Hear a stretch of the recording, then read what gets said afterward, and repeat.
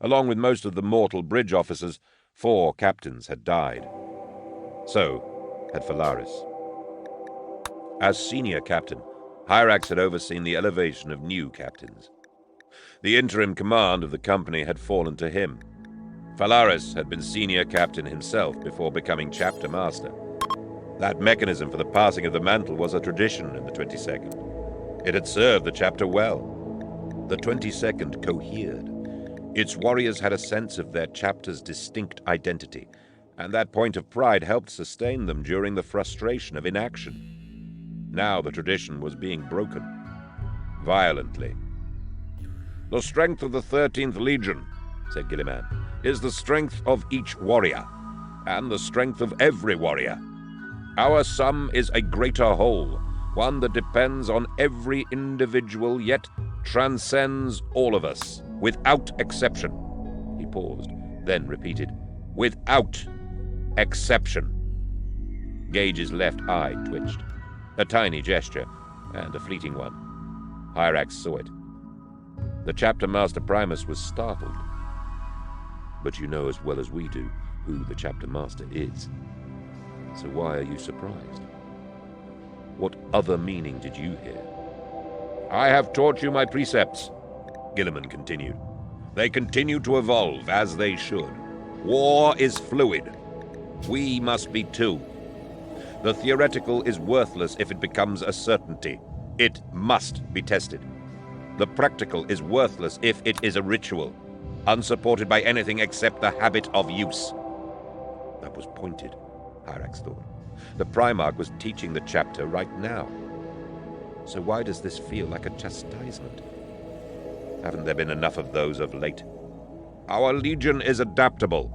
It must always be so. This is the truth that undergirds the theoretical and the practical. We must embody what we believe, or those beliefs mean nothing. Empty cant will surely result in defeat, and it deserves no less." Gilliman paused again. He swept his gaze over the assembled chapter. Hyrax felt the touch of those eyes. He sees us all. It should not be possible. Not so many thousands in a few seconds. Yet Hyrax had no doubt.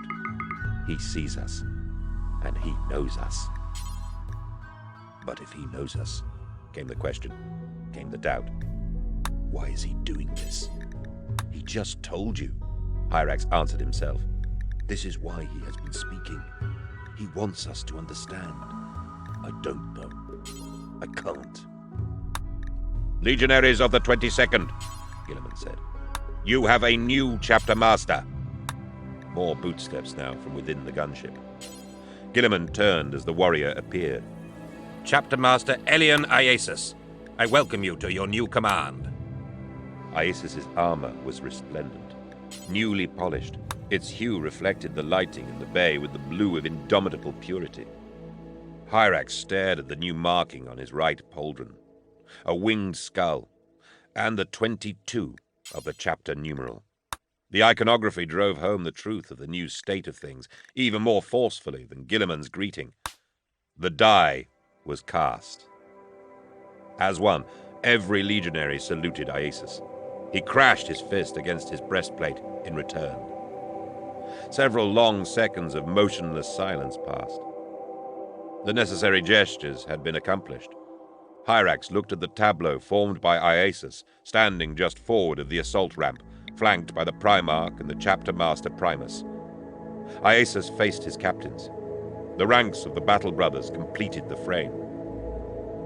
Behold the 22nd, Hyrax thought. The last moment of what we were has passed. The first moment of what we will become is about to begin. I wonder if I will recognize that form. You look as unhappy as Hyrax, Gilliman said. Gage had been watching the Kavaskor recede as Masali's spear set course for the Macrag's honor. He turned away from the viewing block.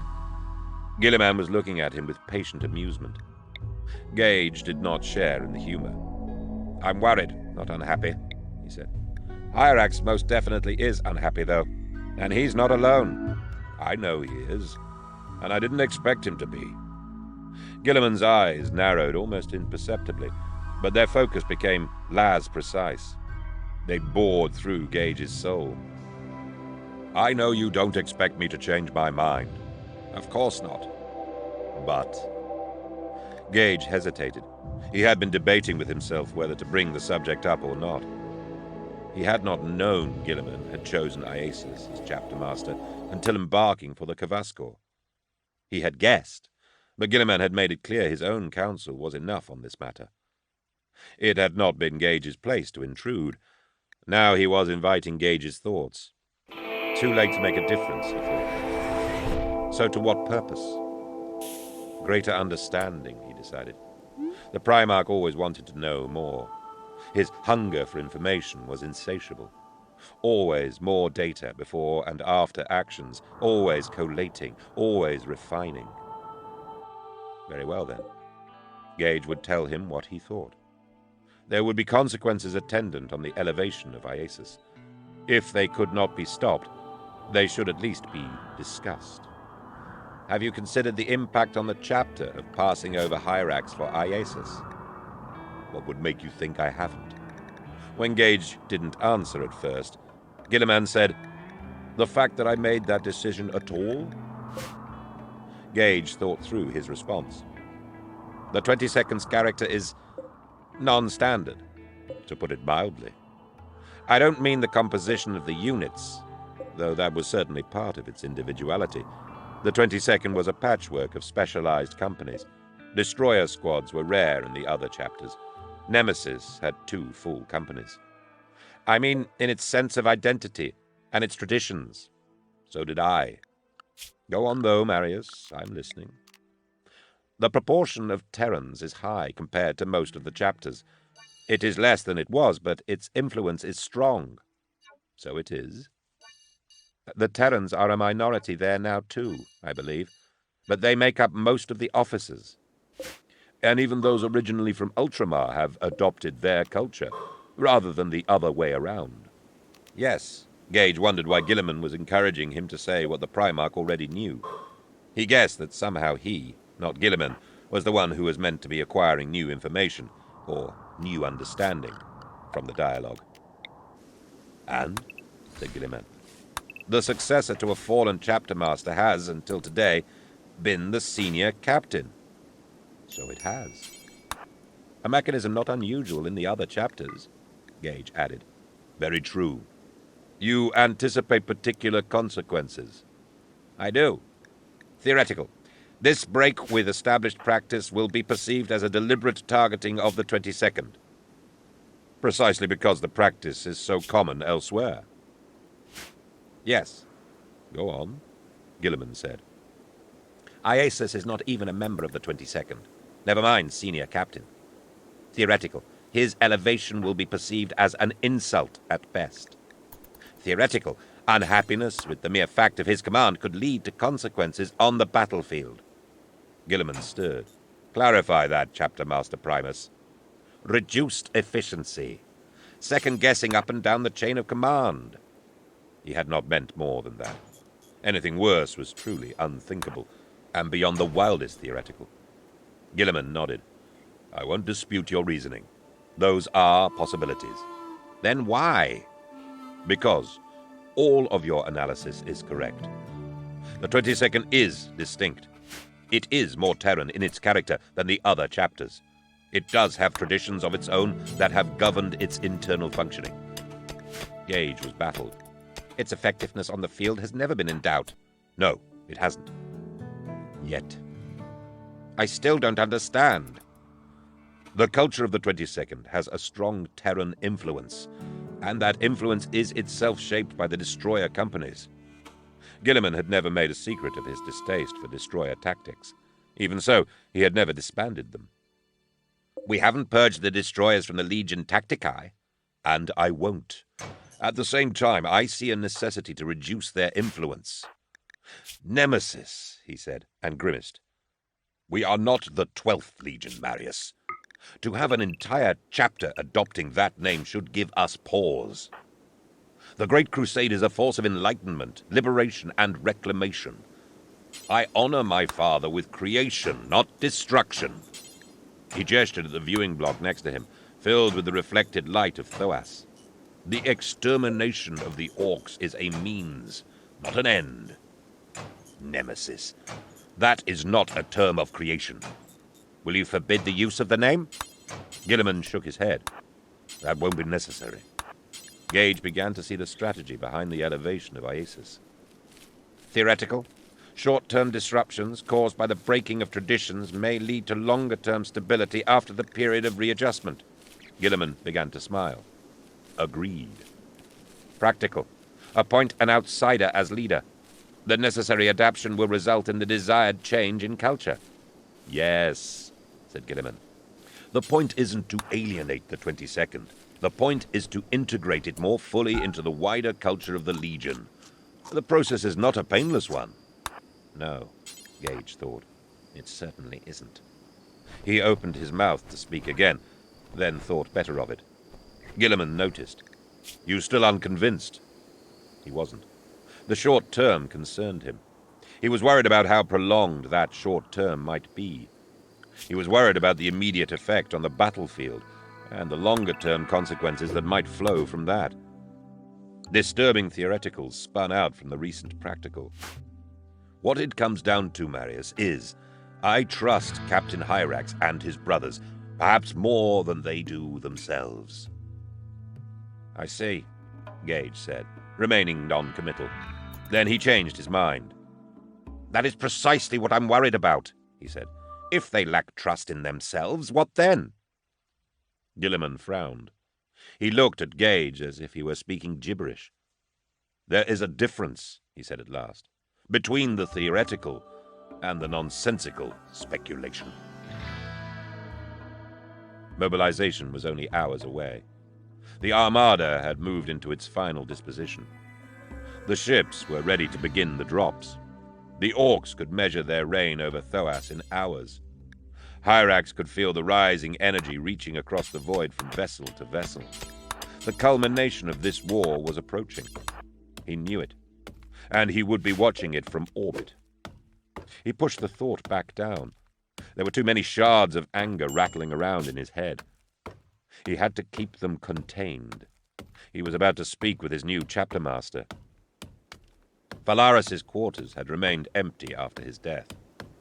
Hyrax was grateful for that. Despite the internal assumption across the 22nd that he would succeed Phalaris, propriety and tradition had dictated he not occupy those chambers until his elevation. He had been spared the humiliation of removing himself from the quarters. There was one shard of anger with which he did not have to contend. He was the first of the captains to meet with Iasus. The chapter master was respecting seniority. Hyrax had half expected he would meet with the Macragge-born Lobon first. When this did not occur, Hyrax was furious at his own pettiness. Lobon, meanwhile, was at least as angry as Cirrus over the elevation of Iasus. Hyrax stopped outside the iron doors to the chapter master's chambers. He knocked. The doors slid aside into the stone of the corridor wall. The study beyond was a space that was darker and heavier than Gilliman's compartment on the Macragge's honor. The round crystal-flex window on the void took up less than half of the far wall. The lumen strips along the walls where they met the high ceiling were subdued, giving the impression that the only light came from the orb above the desk. Iasus stood behind the desk. He smiled when Hyrax entered. "Thank you for coming, Captain," he said.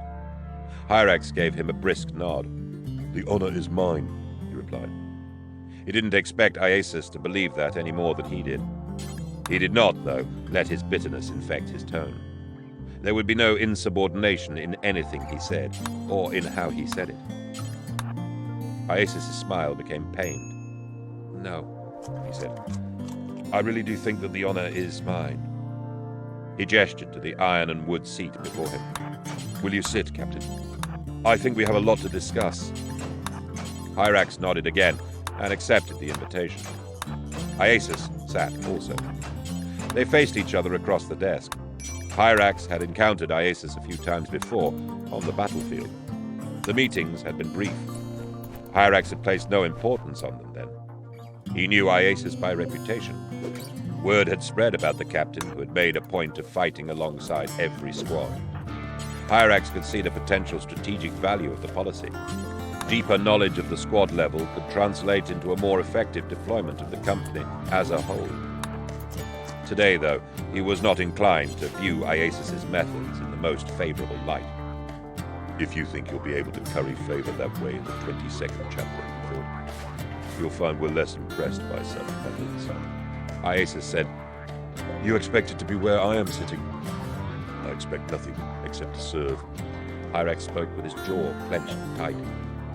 Iasus's eyes turned cold. I do not accept that answer, he said. Hyrax glared at him. The chapter master was several decades younger than he was. How many more campaigns had Hyrax fought in? Dozens, at least. Iasus had not experienced the cataclysm of Osiris. He had not seen the destruction of a quarter of the fleet in a single battle. Your experience is shallow next to mine, he thought. How dare you think you can command me? He can because he is chapter master, he reminded himself. He mastered his temper. I should rephrase, he said. I knew there was no certainty of my elevation. There was the expectation, born of tradition. So I understand. And you should understand that finding myself here was not what I expected. I did not seek this office, Captain Hyrax. I had no ambition to leave my company and my chapter and take the place I dare say was seen as destined for you. I didn't think you had, Hyrax said. That was the truth. He resented Iasus's presence, but he did not envy him his task. Good. Then at least we have the beginnings of common ground on that point. Optimist, Hyrax thought. I am fully aware of the situation we find ourselves in. The appointment of a chapter master who has not served with the chapter is unusual enough. Unique, I believe, said Hyrax. And the nature of the 22nd makes the event doubly so. Agreed. I think we can also agree the Primarch doesn't act on whims. We can, Hyrax said. His words sounded odd in his head. He wasn't sure if he believed them. Whether he did or not, either possibility was disturbing. If he admitted the truth of what Iasus said, then he needed to think carefully about the deeper implications of what Guilliman had chosen to do with the Nemesis chapter. The impact of the appointment would go far beyond questions of hurt pride and the tension created by the arrival of an outsider. Iasus shared none of the traditions of the 22nd. If he even knew of them, he would have no reason to follow them. He might well feel compelled not to. His command would be a wind of change through the chapter. If Guilliman had thought through the consequences, then Iasus, whether he knew it or not, was here to dismantle the chapter as it existed now, and had for its entire history. If Guilliman did not foresee what might come. Hyrax shut down that line of reasoning. It was absurd. It was dangerous. He believed it was possible for the Primarch to be mistaken. He did not believe Guilliman could be blind. I think we understand each other so far, Iasus said. Let me clarify things a bit further. I am under no illusions about my command. I know it is not welcome. But I also know I was placed here for a reason. And you must know that I intend to carry out my duty. I respect the achievements of the 22nd, and I respect all its warriors. I would be respected in turn. But if I am not, I will have my authority respected, because of the place from which it derives. Of course, Hyrax said. We are agreed then? About what? About what must be done. I accept the nature of the chapter's feelings towards me, but I will have discipline. It will be enforced, and its enforcement begins with the captains. With you, senior captain. Hyrax kept silent and still until he mastered his temper.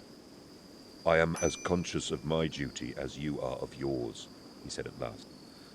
I have given you no reason to see me as derelict. You are insulted. Hyrax met and held Iasus's gaze. He said nothing. Iasus said, I have no wish to injure your pride further. The corner of Hyrax's left eye twitched slightly. The implied critique of his priorities stung. His temple throbbed with anger. But, Iasus continued, I believe it necessary to be abundantly, even excessively clear at this juncture. The 22nd has a storied history. It lost a great leader in Phalaris. I will do everything in my power to ensure a continuity of glory. To that end, I will need your help, Captain Hyrax. Your orders will be followed, without question. The words shouldn't need to be spoken at all.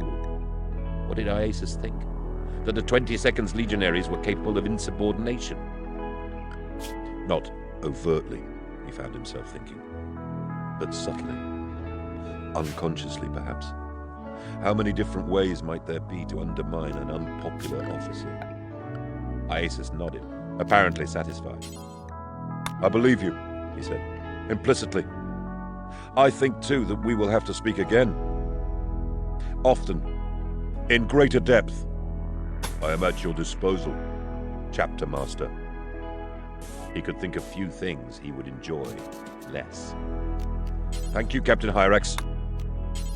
Hyrax chose to take the words as the cue the meeting was over. He stood to go.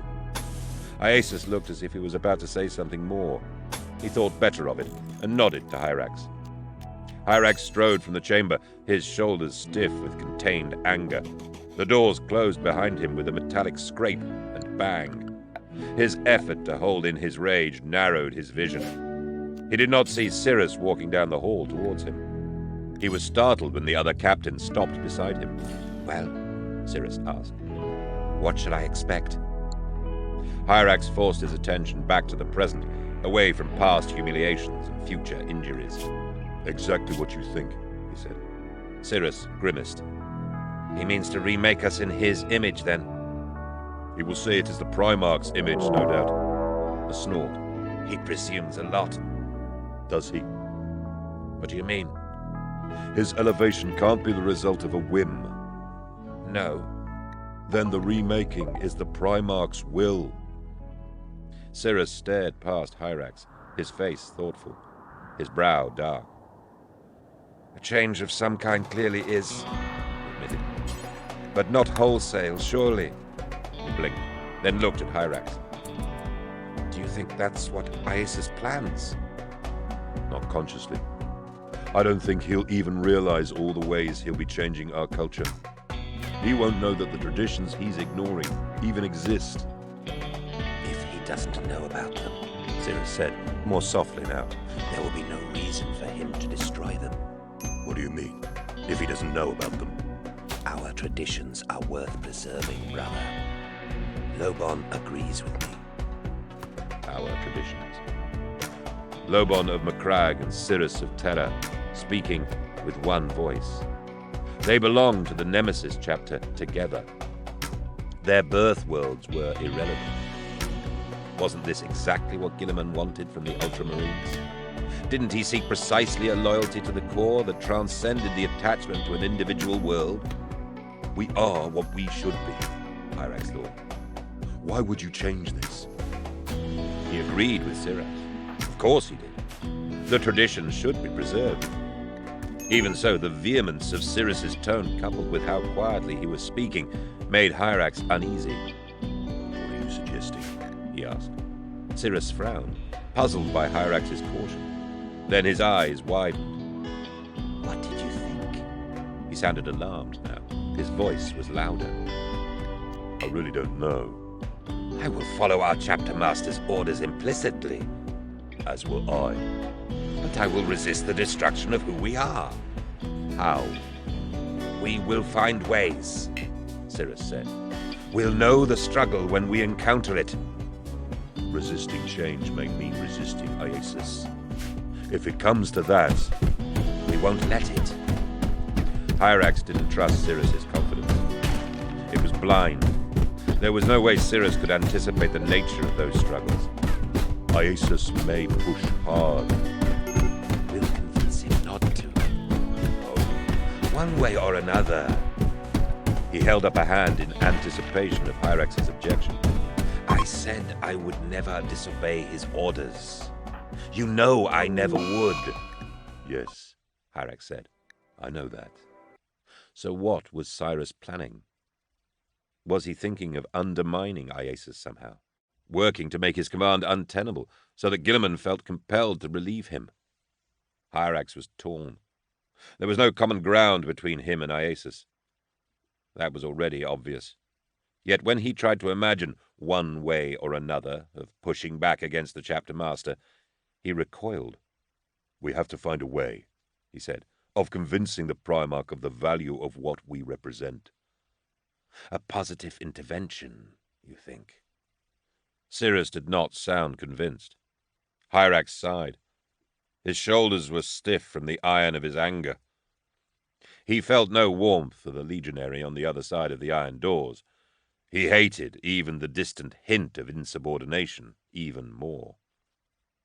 "Do you think he isn't suspicious of how we will respond to his leadership?" he asked. "He's no idiot. I know that much from his reputation." "Exactly." He turned to go. "He's expecting you." Cirrus didn't move. "Where are we, then?"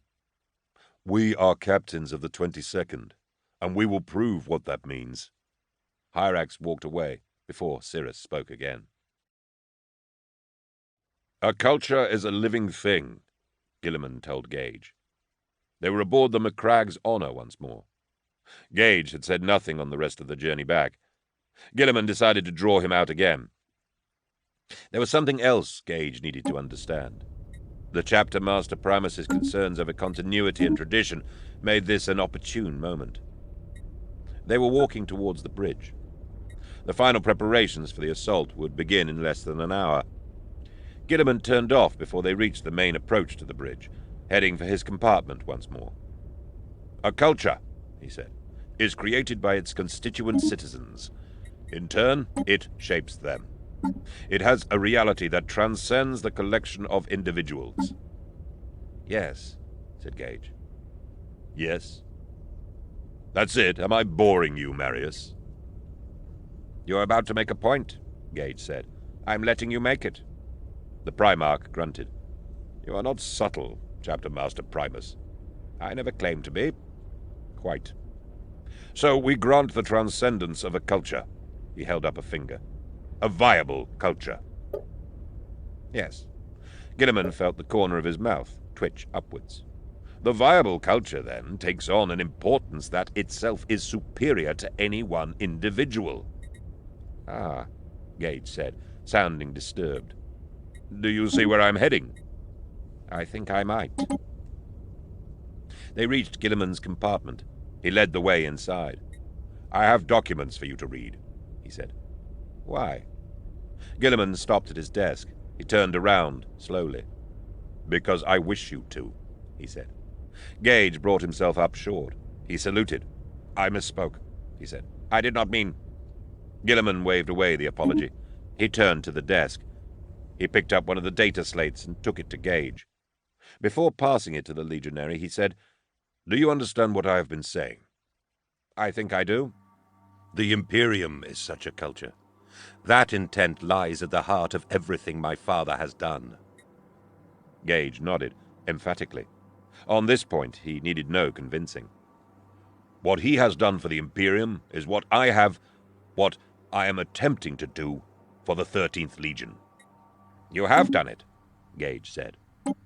"I haven't finished," said Guilliman. "The work is still in progress. The 22nd chapter, for example." "But you aren't insisting on the uniformity of all chapters." "No, I'm not. Total uniformity is not a characteristic of a culture. That is a feature of the machine. But consistency is something I demand. Consistency and coherence. The unexpected in war can be disastrous. Theoretical. Prepare for the destruction of an entire chapter or worse. Practical. Ensure any other chapter can take the place of the fallen one. There must be a continuity of expertise and tactics across the Legion." "Agreed," said Gage. "Theoretical. The cultural integrity of the Legion must and will surpass the presence of any constituent element. Any." He gave the data slate to Gage.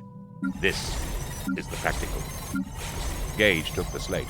He scanned the titles of the documents on the screen. "Construction complete." "This is a work in progress," Guilliman said. "I will continue to refine it. The essential principles, though, are there. You will, in due course, and in accordance with your judgment, share the contents with the other chapter masters. Gage was still staring at the screen. He tapped one of the documents. As he read, his face turned grey. "This contingency," he began. His voice turned hoarse. "None can be excluded," Gilliman said. "I would betray my mission if I did. But the Ultramarines are more than any of us. They are more than me, too." Gage shook his head. "Oh? Did the 13th Legion not exist before my father found me?" "Not truly," Gage said. "We only thought we did. And now we know who we are." "You will always know," Gilliman finished for him. "I swear it." He smiled. "I have no intention of dying. I have far too much to do." "No," said Gage. "No." He held the slate at arm's length, as if it were diseased. "Every eventuality must be confronted," Gilliman told him. "To do otherwise is a betrayal. Has the Emperor—" The absurdity of the question almost made Gilliman laugh. Gage was more distressed than he had expected.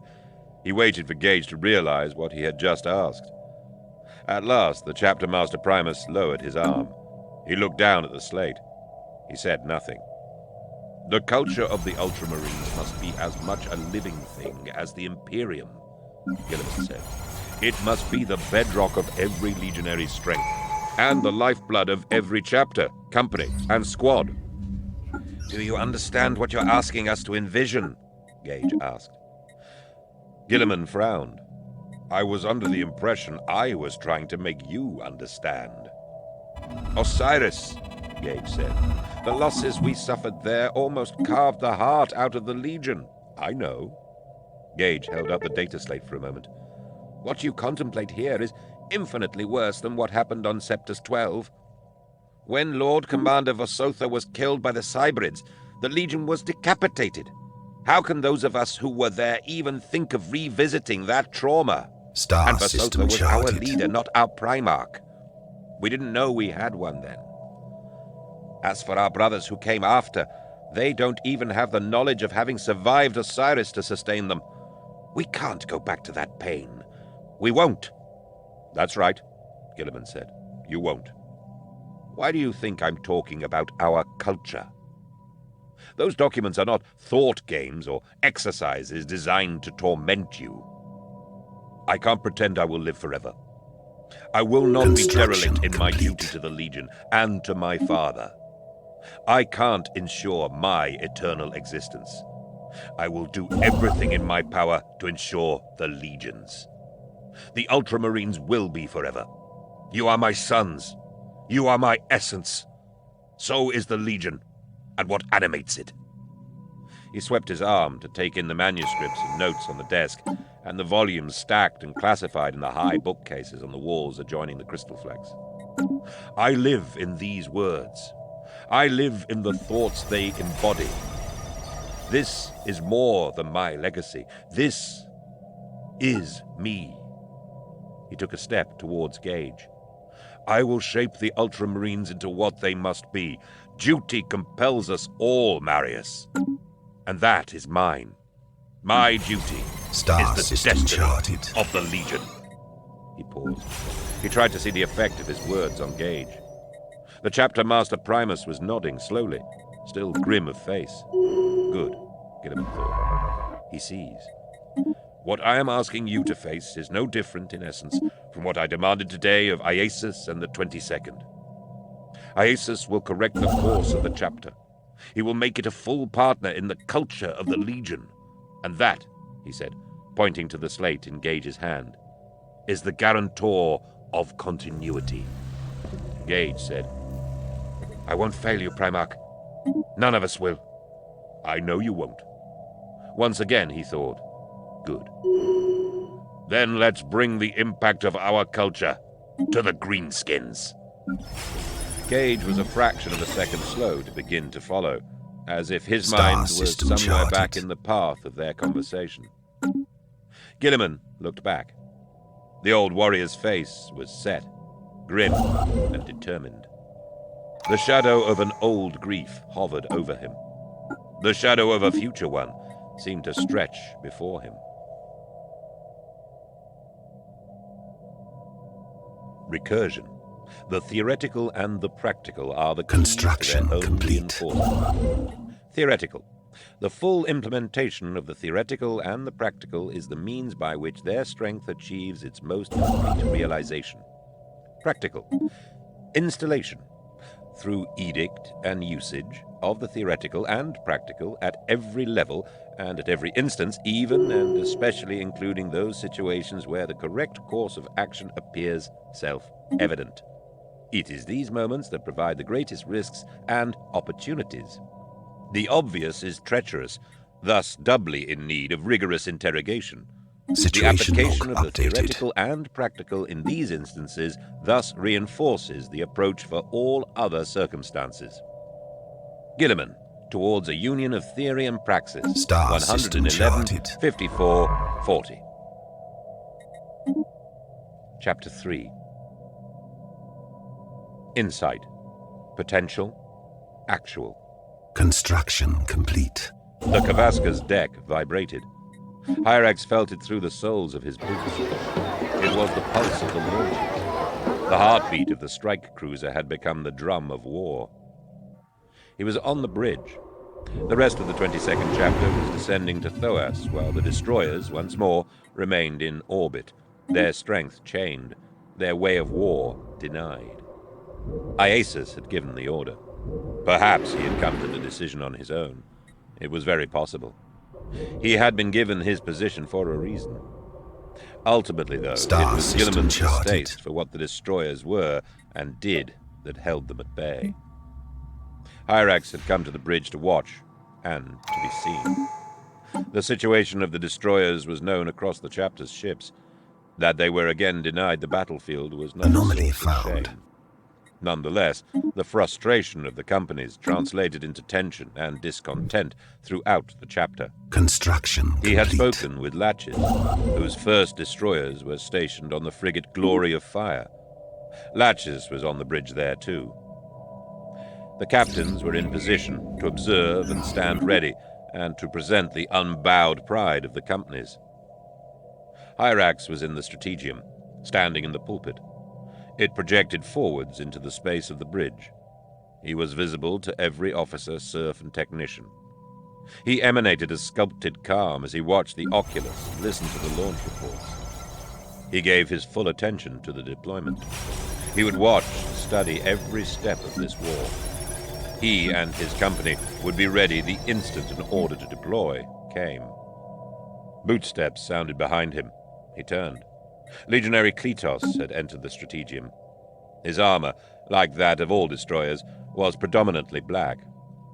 With the departure of the other companies, the only Legiones Astartes heraldry still visible aboard the Nemesis chapter ships was the dark and unforgiving, brutal, scorching war. The colors of necessity, Hyrax thought. We do not engage without reason, but we cannot be ignored or forgotten. War forbids it. Kletos saluted. You wanted to see me, Captain? He said. Hyrax nodded. I'm taking a sounding, Legionary. Anomaly found. How would you describe the mood in the ranks? Kletos cocked his head. He was not wearing his helmet, and he made no attempt to moderate his expression. He had been badly burned in the hive on Septus 12 when the Cybrids had sprung their traps. His face was a mass of glistening scar tissue. Situation log updated. Unlike Hyrax's wounds, which had accumulated over the length of his career, the mark of Kletos' injury had come all at once. The right corner of his mouth was pulled down, making him appear perpetually sardonic, which was not that far from the truth. With due respect, Captain, Kletos said, I think you can guess. Technology secured. Kletos shrugged. Right. Ugly, then. And this was why Hyrax had called on Kletos. The legionary was plain-spoken to a fault. He balanced on the razor's edge of insubordination with such regularity he would never make sergeant. As a barometer of the company's mood, he could not be bettered. Uglier than the last time. I should say so. the difference is. Cletus snorted. The chapter master. Hyrax lowered his voice. Go on. Cletus took the hint and spoke softly, for Hyrax's ears alone. He's wrong for us. He's an outsider several times over. Might as well be from another legion. How bad is it? Bad enough. If he tries to change us into something we're not. Cletus trailed off. If he tries, then what? Hyrax said, his voice harsh. Cletus cursed. I don't know. No one does. We can't stop him, so we'll resent him even more. The discussion is that involved already. Yes. Theoreticals without practicals, Hyrax thought. The insight struck him as important, but he could not see what to do with it. No practical for me either. Star what he could see was charted. immediate danger. Resentment bred mistakes. The talk, he said. How widespread is it? Does it reach beyond the company? Construction complete. Cletus nodded. I was speaking to some brothers in the Technology 223rd. secured. They're no happier. I've heard rumblings from other companies too. The more Cletus spoke, the more Hyrax's personal anger was mixed with concern. Technology He had been thinking secured. of the long-term transformation of the chapter when he had spoken with Cirrus. That long-term was clearly troubling the rank and file too. But it was the short-term Anomaly that found. worried him now. Resentment over the time ahead could jeopardize the present. Reassure our brothers, Hyrax told Cletus. We will always be who we are. Oh? How? Are you doubting my word, Legionary? Just curious. As they will be. He dodged the question. If an identity can be altered so easily, it isn't worth preserving in the first place. Of course. Star system charted. The corner of his mouth twitched down even further. That will be all, Hyrax said. Cletus saluted and left the strategium. Hyrax turned back to the oculus and the display of the great plain on Thoas. Engine flares and the heat streaks of drop pods burned through the atmosphere. Already the first mobilizations would be occurring in the western reaches of the plain. And in the east, the orcs would be stirring. He did not need any augur readings to tell him that. He could read the patterns of the war's birth without Construction seeing. complete. The thoughts of the Nemesis chapter's morale ate at him. His hope in observing the war was to find the opportunity to prove to Guilliman the need for the destroyers. Deployment and vindication, they would create the path out of his festering resentment. They would be the salvation for a chapter that he did not believe needed to be saved from itself by an outsider. Now, though, his hope Special project complete. his tall Cletus had fed. The risk did not lie with the destroyers, held far from combat. It lay with the rest of the chapter, no less bitter but deployed in the field, where the mistakes could happen.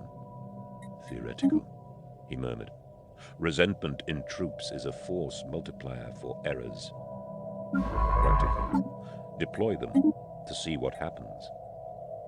With an effort of will, he went no further Tactical down the retreat. path. The speculation was unproductive. It was also, he knew, unnecessary. The theoretical's truth or falsity would be manifest soon enough. He turned his attention from the oculus to the pict screens in the strategium. He watched the lengthening columns of company runes and landing coordinates. He tried to focus on the expanding minutiae of the landings to fill his mind with the effort of visualizing the countless vectors of the action below. Despite his efforts, the questions he wanted to avoid rose, dragged to the surface by the very chain of logic the Primarch had instilled in his sons. If Hyrax wanted Guilliman to see how vital the destroyers were, it followed that Guilliman was blind to that truth. Was he then blind to the consequences of Iasis's appointment? If so, what else might he not be seeing? Construction This is complete. your anger speaking, Hyrax tried to tell himself. He had never been good at lying to himself. War was thunder, and there were as many forms of warfare as there were kinds of thunder. Guilliman knew them well. He could tell from the rhythm, timbre, and beat of the roar, the nature of the combatants and the state of the clash. What he heard was not cacophony. He heard the language of battle, the world-shaking argument and counter-argument of a debate drenched in blood, embraced by flame. He knew all the articulations of strike and retaliation. Most of all, he knew the thunder of his legion. Anomaly found. Gilliman stood in the open hatch of Land Raider Proteus Flame of Illyrium. Inside the hull, the Invictari Honor Guard waited to be unleashed. Gilliman drank in the thunder of the gathering strength of the Ultramarines. This was the thunder of preparation, of a potential building up until it must be unleashed, a fist that could topple mountains. It would be easy to believe the sound alone could flatten all before it. The sky trembled, battered by the constant roar of descending transports, heavy lifters, and gunships. As above, so below, and the ground trembled too. It shook beneath the treads of tanks, armored carriers, and the march of thousands of ceramite boots. Gilliman looked up. The stars wavered, their light distorted by the contrails of arriving ships and the roil of dissipating Prometheus. This far west of the Cordillera, Thoas was dark with eternal night, cold with eternal winter. The plain was barren, its rocky protuberances worn down to smooth ripples as the superheated air of Thoas's dayside rushed with unceasing monotony to the frigid night. There was heat in the winter. Technology secured. The bones of the world were blasted by the flame of retro-firing engines. There was light, too. It was the harsh gaze of landing lights and the targeting beams of tanks. The tremors of the deployment traveled up the hull of Flame of Illyrium. Gilliman felt them through his gauntlets when he clutched the edge of the hatch. He breathed deeply of the sharp burn of spent fuel, and he listened to the thunder. It was the strength of his sons. It was the sound of the great machine of flesh and technology will, secured, of discipline and steel that was unfolding across the plain. It was the tectonic rumble of Thoas's reclamation, a force whose destructive power was unlimited, but whose purpose was, in the end, to purify and to build. Your strength acts through me, Father, Gilliman thought. Your will is mine. Let this world be part of human supremacy once more. Odd choice, a voice was saying over the Vox. It was Habron, in the driver's compartment of Illyrium. What is? Gilliman asked the tech marine. Thoas, Habron repeated. The conditions of this world do not invite initial colonization, even less a full civilization. How would it be sustained? Temperatures are still above freezing at the base of the mountains, Gilliman said. The eastern end of the plain was within the Terminator Zone, held with the mountains in a permanent limbo, neither dawn nor twilight. A narrow region, Habron objected. Hardly large enough to sustain a planetary population. Are you thinking of what was, or what is to come? Gilliman asked. What is to come can be supplied, said Habron. What is past was isolated. Then we should look for answers in the ruins. Star system charted. Time, I think, that we reclaimed them. The chapter masters have signaled readiness. And the orcs? Are they ready? Are they coming to greet us? He knew the answer. His choice of site for the deployment had been the result of rigorous calculation. It had been close enough to the mountains for the orcs to see the signs of descending ships. It had been far enough away to give the Ultramarines the time and space to mobilize. The operating hypothesis was the orcs would mobilize the instant they realized their hold on Thoas would be contested. The question was how quickly the orcs would arrive. They are, Habron confirmed. Situation log updated. Updating. There was silence for a few seconds while Habron used the Explorator augury web. The Proteus's Auspex sensor suite was Gilliman's sight where no sight was possible. It could peer through the walls of a fortress, pinpointing structural weakness and enemy concentrations. The orcs were still too far away for the system to come into play, but Habron had linked the Explorator to the augurs and cogitators of the McCragg's Honor. The ship looked beyond the mustering zone's horizon to the advancing greenskins. The McCragg's Honor fed what it learned back to the Flame of Illyrium. They are closing rapidly, Habron reported. They will be visible within the hour, assuming we hold position. Star system charted. Gilliman thought. Can you give me a target? Construction complete. Large numbers of heat plumes. Star They have many system vehicles. charted. Habram was quiet again for a moment. Gilliman waited without prompting him. Too many to make any determination at this stage, Habram said. The heat signatures have formed a single mass. I'll know more when I can use the explorator's sensors directly. Then let us meet the foe. Gilliman switched to the command channel of the Vox to address the entire deployment. He climbed out of the hatch to stand on the roof of Flame of Illyrium. The Proteus was stationed at the easternmost edge of the landing zone. Warriors of the 13th, he called. All eyes would be looking east now, towards the enemy, and towards the position where his legionaries knew he must be. Technology secured. He was visible to many, and even those too far away to catch sight of him would be gazing in this direction, sensing his presence with certainty. They were certain because of who he was and how he had made himself known to them. Their genes were his. His being informed theirs. Their instincts flowed to the same purpose Special as project his own. complete. He was as his father had made him, and they were shaped to the same ends. But what the Ultramarines knew in their blood, Gilliman had Construction ensured was complete. also a direct, conscious, ever-present truth. The Legion's command structure was predicated on the powerful commander. From the squad level on up, the leader gave more than direction. He shaped the battle. Technology secured. He was the pole star for his men, the figure of inspiration, and the sign of the eternal advance. Every squad, every company, every chapter was a series of vectors, all moving towards their individual goals, and each goal one aspect of the unified mission of the Legion, a multiplicity forged into a perfection of order. Gilliman was the point of fusion. He was the fountainhead of command and the confluence of goals. He was the leader who was as ultimate as he was necessary. On Macragge, before the coming of the Emperor, he had already embodied the role, but he did so as an unthinking part of his identity.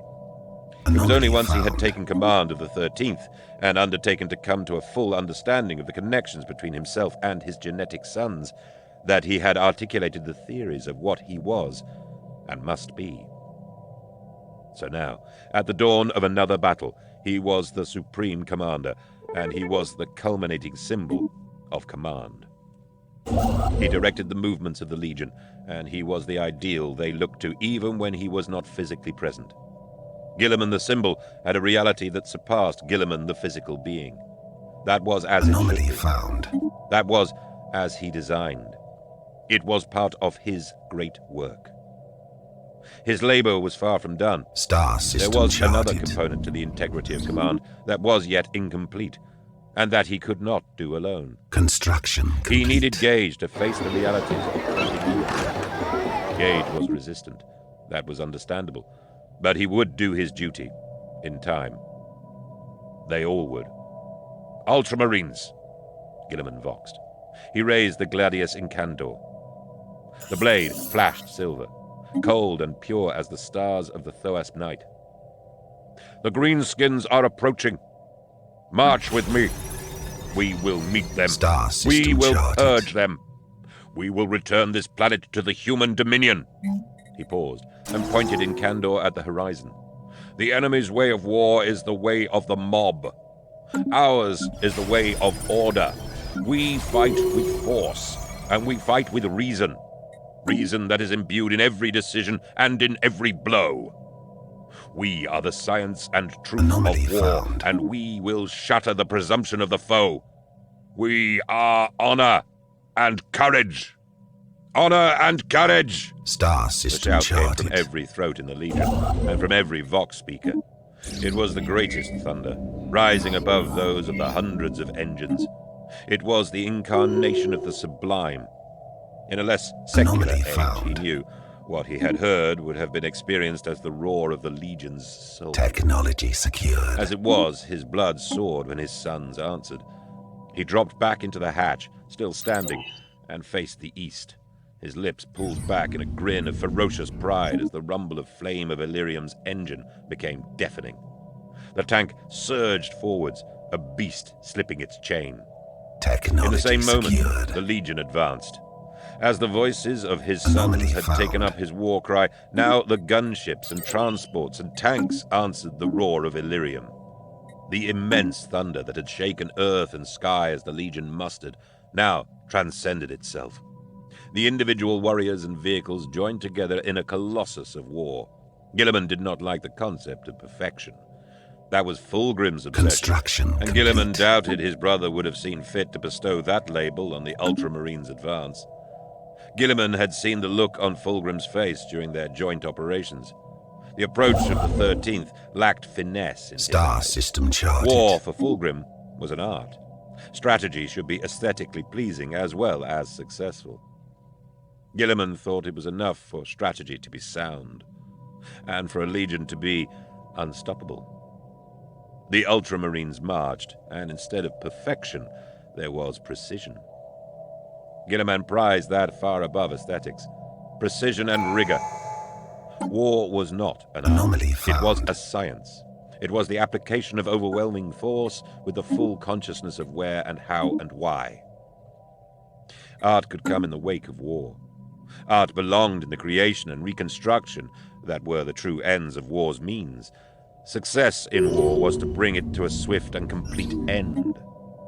Behind Gilliman, stretching off as far as he could see to the left and right on the plain, the Legion's strength advanced so implacably it was as if a tectonic plate were going to war. Gilliman breathed in the roiling smoke of hundreds of engines. He took in the flash and burst of vehicle lamps and the Anomaly glow of found. gunship engines. The Ultramarines had brought the light of the human galaxy to the surface of Thoas. He turned his eyes to the horizon and voxed Habron. "How fast is the enemy approaching?" "Still accelerating," Habron said after a moment, "and variable across the horde." He read off a group of figures and the average speed of the leading edge of the Greenskin army. Gilliman calculated the rate of advance of the two forces. He gazed hard into the east. The promise of dawn glimmered there. It would never arrive. One did not wait for dawn on Thoas. It had to be hunted, and the Legion Construction was heading its way. complete. The Orcs, though, were not as implacable as the unmoving sun, no matter how much they deluded themselves about their strength and power. They had already been dislodged from their high ground. They could be made to move.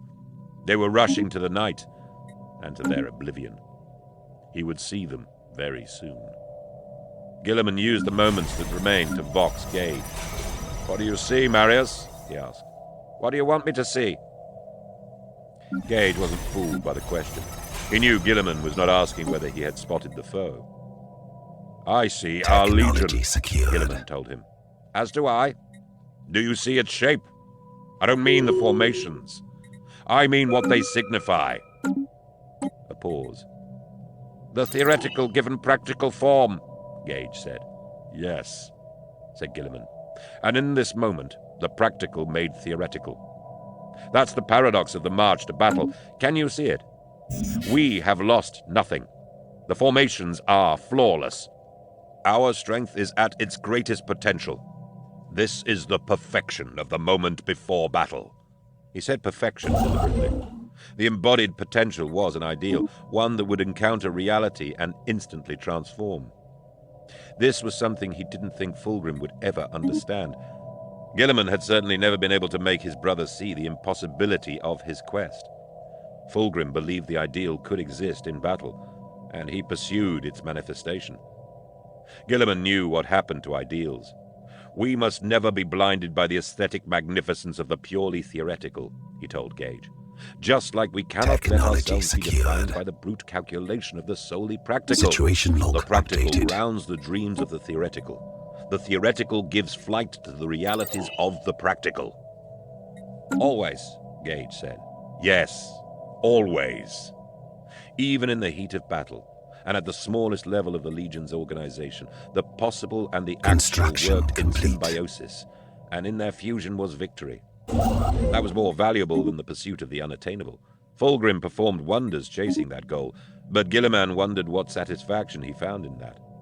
All he could imagine was eternal frustration. Star system charted. Observation, analysis, determination, execution.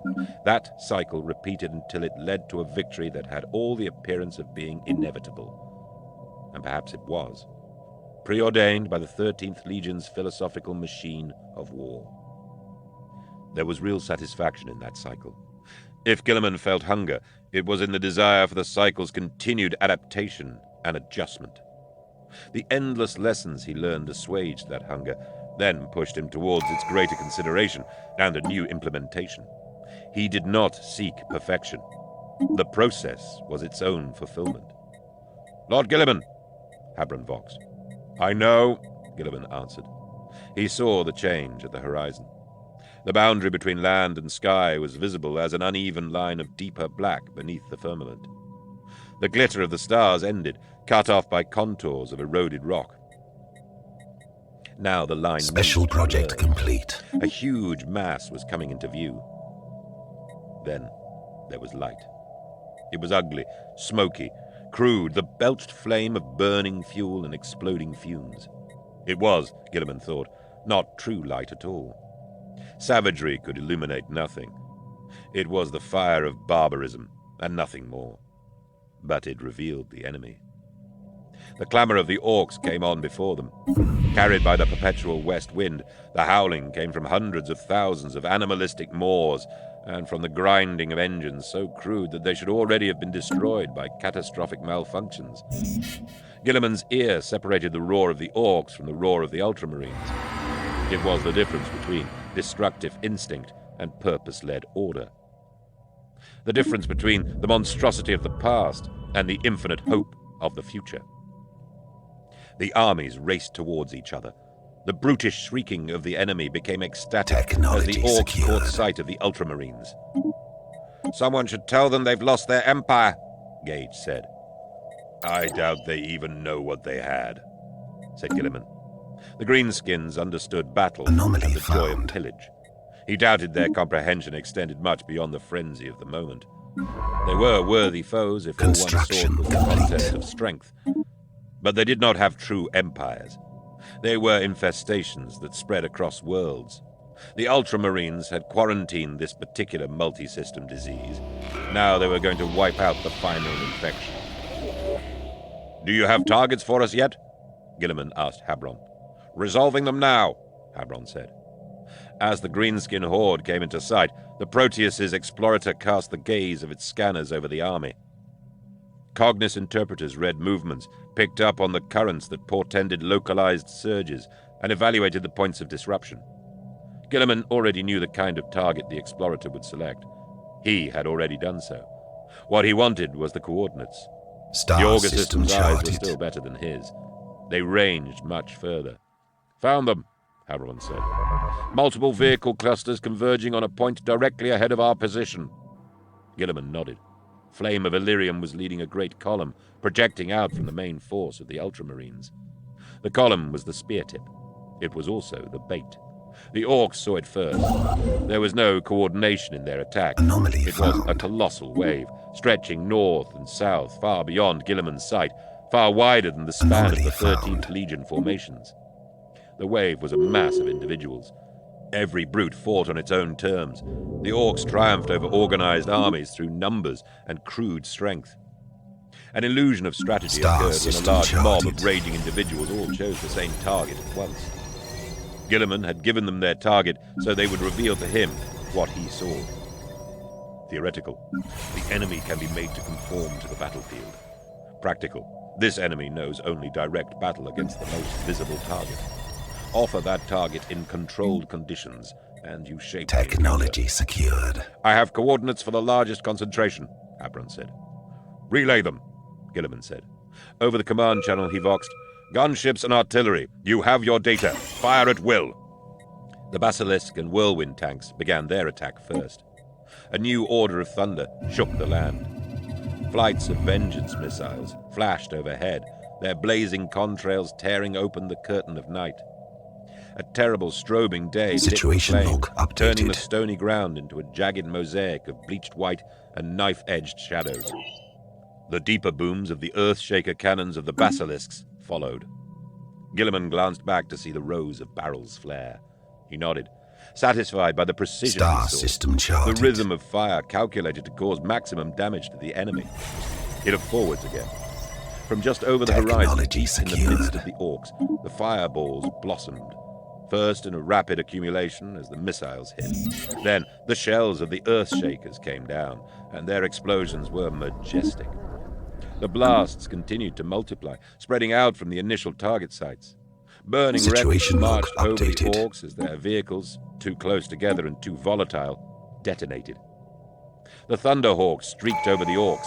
Heavy bombs fell from their pylon mounts. Violent dawn erupted from the core of the Horde. Explosions radiated outwards from the center of the targeted area. The night pulled back from the bellowing flame. The devastation already spread over a region hundreds of yards on a side.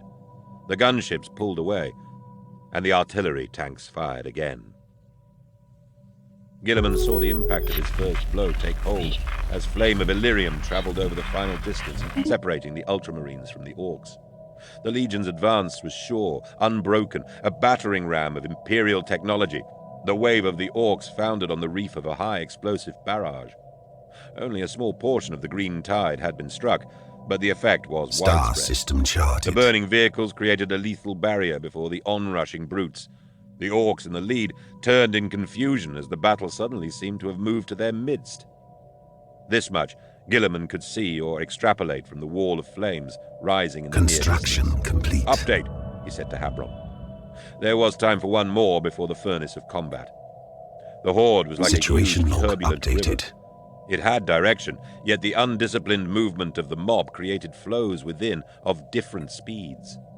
He needed to know how the Orc currents further out, the ones in the night, beyond the reach of the flames, were reacting. Disorder in the currents, Habron reported. The more distant portions of the Horde are trying to push forwards towards the explosions. They're placing pressure on the center. Forward momentum is greatly reduced. There is very little coherence at this time. Good. On the command channel, he said, Anomaly found. Theoretical, use the Orcs against themselves. Practical, lure them into a semblance of order, then disrupt it. The rewards of our way of war await. Courage and honor! He heard the war cry again. At the same moment, the sponson-mounted las cannons of the Proteus fired. The energy beams cut across the narrowing stretch of land that separated the Ultramarines from the Orcs. Across the width of the column, tanks poured las and heavy bolter shells into the enemy. Further back, the other chapters and the broader phalanx held their fire. They closed in on the Orcs, an immense force, ignored by the enemy. The Proteus's las beams burned apart. Situation log updated. Gilliman climbed out of the Anomaly hatch. found. He crouched on Illyrium's roof. His left hand still held in Candor. His right unlocked the arbitrator from his belt. His finger curled around the ornate trigger of the combi Special bolter. project He waited for the complete. tactical moment to leap from the tank, to extend the force of the phalanx with his personal strength. Anomaly There were new found. stenches in the air now. Technology There was the secured. cloying, foul animal musk of the greenskins. It was a biological aggression so sharp it sliced through the clouds of promethium. And there was the smell of burned flesh. Already many hundreds of greenskins had been blown apart and incinerated. The cloud of their death reached its tendrils across the plain. The leading column of the Ultramarines plunged into the Anomaly uproar of found. the enemy. The leading edge of the blade, the gladius stab into the Orcs, was still 1,000 yards wide. 2 rows of heavy armor came first, blasting greenskins to cinders and scraping them to bloody smears on the land with their siege blades. Behind the tanks came the legionaries of the first Technology chapter. secured. The sea of Orcs milled and howled, pushed back, crushed and blown apart. But it truly was a sea, and the surge of roaring bodies, swollen with muscle and rage, crashed forwards again. Star system charted. The greenskins fired crude projectile firearms and wielded misshapen blades heavy enough to cut through steel. They were as confused as they were wrathful, and so it was the sheer crush of numbers that hurled them against the 13th Star Legion. system charted. Their attack lacked the force of their full charge. They ran into regimented bolter fire and a synchrony of chainsaws. The companies marched into the wall of flesh. They cut the brutes down. They expanded the blade wound. Instinct and anger urged the Orcs to destroy the enemy that had come into their midst. If they turned their eyes to the west and saw what was coming, either they ignored it for the immediate foe, or they did not understand the immensity of what they beheld. The currents of the Horde are still confused, Habron reported. We are at the center of what focus they are managing. On the roof of Anomaly Illyrium, found. Gilliman straightened. He held Incandor aloft, its silver flash a challenge to the orcs and a beacon to his sons. He sprayed a wide arc of the ground before the Proteus with the double-timed hammering of his shells. Mass reactive warheads punched into the bodies of the greenskins and exploded. They vaporized blood. They turned bone into shrapnel. Fountains of ruptured flesh and Xenos blood sprayed upwards on all sides of the Proteus. It rained down on Gilliman. His face Star was soaked with system the death of charted. the foe. The roar of guns overwhelmed the roar of the orcs. A good start, Gilliman thought. A good first blow. Smoke covered the battlefield. Construction He breathed complete. it in. It rasped against the back of his throat. He savored the taste of a falling enemy. The first seconds of the clash belonged to the Ultramarines. Gilliman kept firing. The orcs died, and more rushed forwards. Flame of Illyrium bucked upwards as it climbed over a growing mound of bodies. The deafening chorus of snarls changed tone. The orcs were finding their direction again. The crush of numbers became a focused counterattack. They ceased to care about the barrage tearing apart their center. They wanted the legionaries. They wanted prey they could rip apart. The individual challenge, roared by thousands upon thousands of bestial voices, became a ferocious unity. In phalanxes 100 strong, the Ultramarines marched into the orcs, but their advance began to slow. The orcs lost their confusion. Gilliman looked right and cursed. It was too late to help, as the squad of Sergeant Tibron was overwhelmed by dozens of greenskins. Star The orcs system leapt charted. right into the bolter fire. The leading brutes went down, while their fellows lunged closer. The legionaries couldn't cut the orcs down fast enough. A huge beast slumped forwards, its chest blown out. It grabbed at its killer as it fell and knocked the barrel down. The orc behind jumped over the dying greenskin. It raised a chain axe over its head in mid-air. It brought the weapon down, smashing open Tibron's helmet and cleaving his Star skull system in two. charted. Beside him, 2 of his brothers disappeared under an avalanche of immense Xenos bodies. "Maintain course," Gilliman ordered Habron. "Invictari with me." He leapt from the roof of the tank. The side hatches banged open, unleashing the honor guard on the greenskins. Gilliman fired into the orcs. He shredded them with bolter fire. He and the Invictari waded into their midst, drawing their attack and taking them apart while the squad regrouped. Gilliman blasted the orcs coming from the forward position. To his left, he jabbed Incandor through the forehead of another greenskin. The thick bones cracked like an eggshell from the force of his blow. The blade sliced through the orc's brain. He pulled the Tactical gladius out and retreat. stabbed again, killing another orc before the body of the first had hit the ground. "They think they have our measure," Gilliman called to the Legion. "Instead, we have theirs." Ahead, a clanking behemoth crashed through the Star wreckage barrier. system charted. Gears screamed in their eagerness to prove Gilliman wrong. The great pitfall of observation and analysis is assumption. Guard against it. The very rigor of thought lends strength to the temptation. Pride and consciousness of the knowing application of the science of warfare opens the mind to the hubris of infallibility. Assumptions The following and paragraphs mistakes alias. inevitably follow. The shield against such potentially fatal battlefield errors is adaptability. This is not simply, or even principally, the physical resilience that permits survival in adverse, shifting conditions. It is the ability to recognize that a given theoretical is exactly that, theoretical. Contrary facts must be respected, and the theory must be altered, or even abandoned, as indicated by reality, Technology secured. not by desire. The practical and war are both fluid and evolving. The advantage of the practical is that it is also conscious.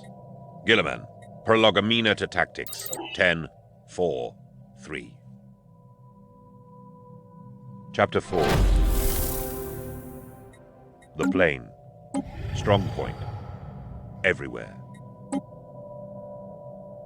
The vehicle was a monstrous creation of chance. Anything the orcs managed to construct that was more complex than their axes and cleavers seemed to Gilliman to be the result more of happenstance than will. The question of how they managed to construct even a single void-worthy craft was still a mystery, one that had consumed the thoughts of more than one remembrancer. Even at Construction first glance, complete. Gilliman could easily imagine how this Special creation had project come to pass. complete.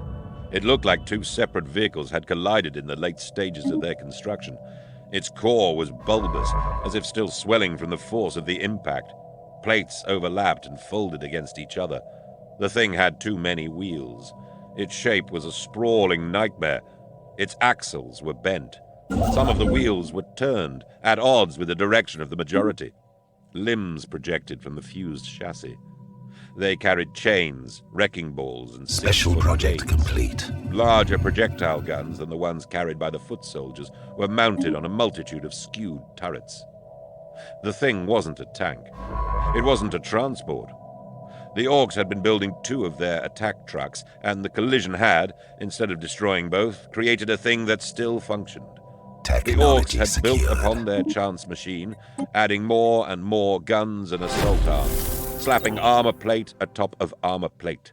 Now it bristled with death and the feral pride of the brutes. It appeared, and all the Orcs within sight of the creation shouted in joyous ferocity.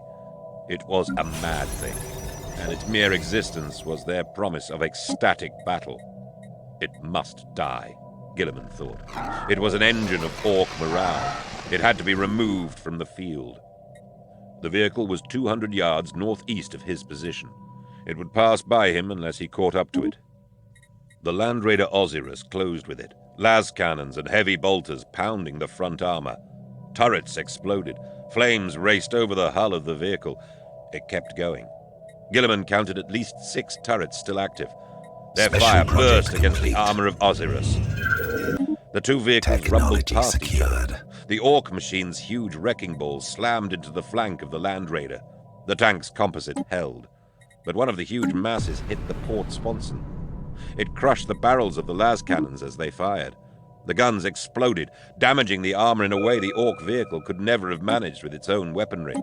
Energy blasted back into the Land Raider, triggering reserves of energy cells. The flash of the guns became a blinding, uncontrolled discharge. The port flank of Osiris blew out. The wreckage slammed into the Orc machine, collapsing that side of its hull. The vehicle barreled on. It was excess given metallic form. It should never have worked at all, and because it did, it was unstoppable. Behind it came more Orc vehicles, belching clouds of black smoke, streams of flame bursting from exhaust pipes and from between the seams of the poorly welded iron plates. The initial bombardment had destroyed many of the machines the Orcs were capable of fielding. Some had survived, though, and they had gathered behind the largest. They converged on the wounded Osiris. Their solid shells slammed into it. Most bounced off the forward armor, but some found the huge rent in the port flank. The Land Raider was still moving, sluggishly, and fired only from the starboard side. Gilliman pounded over the ground towards Osiris. He ran alone, leaving the Invictari behind to continue cutting the path forwards through the horde. The risk was a strategic one. Theoretical, the greatest blow to Orc morale will be a single warrior destroying their great weapon. Technology secured. I must be that warrior. He fired as he ran, blasting the way clear through the brutes. The Orcs came at him with all their muscular savagery. Some of the beasts were almost twice his height. He did not let them slow him. He blew them apart with the shells of the Arbitrator. Incandor slashed throats and cut torsos wide open. He was a blade. His root took him through the bodies of his foe, reaping a tidal surge of blood. He was less than 50 feet from the stricken Land Raider. The Orc machines had it surrounded. There were dozens of the vehicles. They were beyond crude. They were all accidents of design, products of savage enthusiasm that functioned despite themselves, explosive agglomerations of aggression and industry. They had isolated Osiris from the other Ultramarines' tanks. A pair of Land Raiders was blowing up the outlier Orc machines, trying to force their way back in to aid Osiris. The others had no choice but to continue the advance. Gilliman had ordered there be no gap in the exterminating wall of heavy armor. The march must not stop. The Orcs were disorder and riot. They would be driven back and purged from Thoas by discipline and coherent strategy. There were costs to order. Osiris might be one. But Gilliman had the freedom of movement. Where he moved in the field, he created the means of the advance. 30 feet. Orcs were jumping off the crowded roofs and sides of their vehicles and rushing into the gap in the Land Raider. They were mowed down by the fire of their own turrets and by the resistance of the Ultramarines in the tank. But there were always more. 15 feet. Osiris exploded. The fireball was sudden, a gigantic blast of killing light. Gilliman ran into the shockwave. Heat and force tried to scorch the flesh from his skull. Slabs of twisted armor wheeled end over end past him. Gilliman kept moving, straight into the fire, straight into the furnace. There was a moment when the world disappeared. He moved through a cauldron of deafening white pain. He pushed through it, carried by momentum and anger, and most of all, by necessity. On the other side was the blackened, roaring hulk of the Orc machine. It was charging forwards again, multiple engines screaming with eagerness for more prey. Gilliman leapt. The arc of his jump carried him to the roof of the machine. It was a forest of pipes and turrets and spikes. He came down through a hail of shells. Flame and smoke billowed around him. The Orcs riding the vehicle saw him coming. That did them no good. No preparation could help them. He landed with a blow that resonated through the entire hull.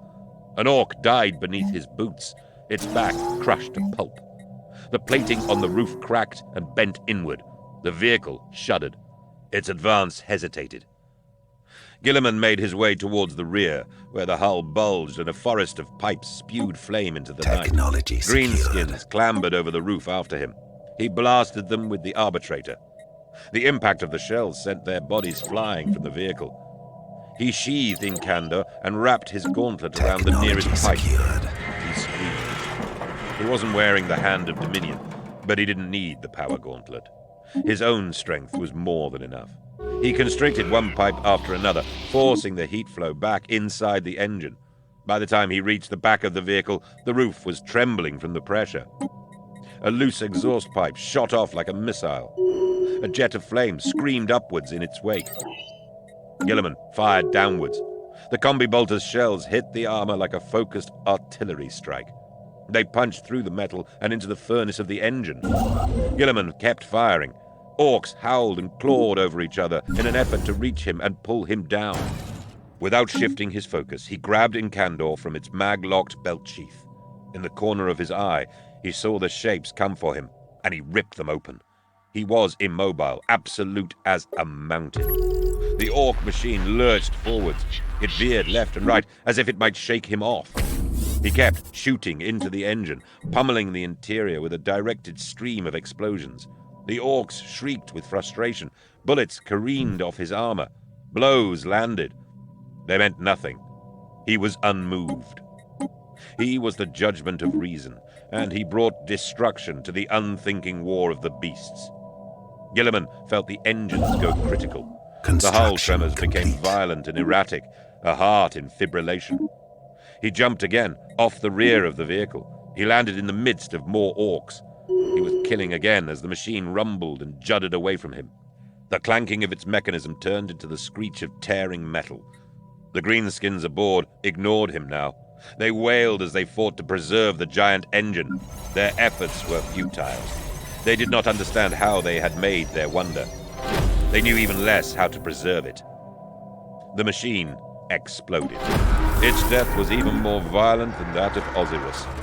It was as if all the brute energy of the species had been contained within the hull, and now it was unleashed in a single gigantic blast.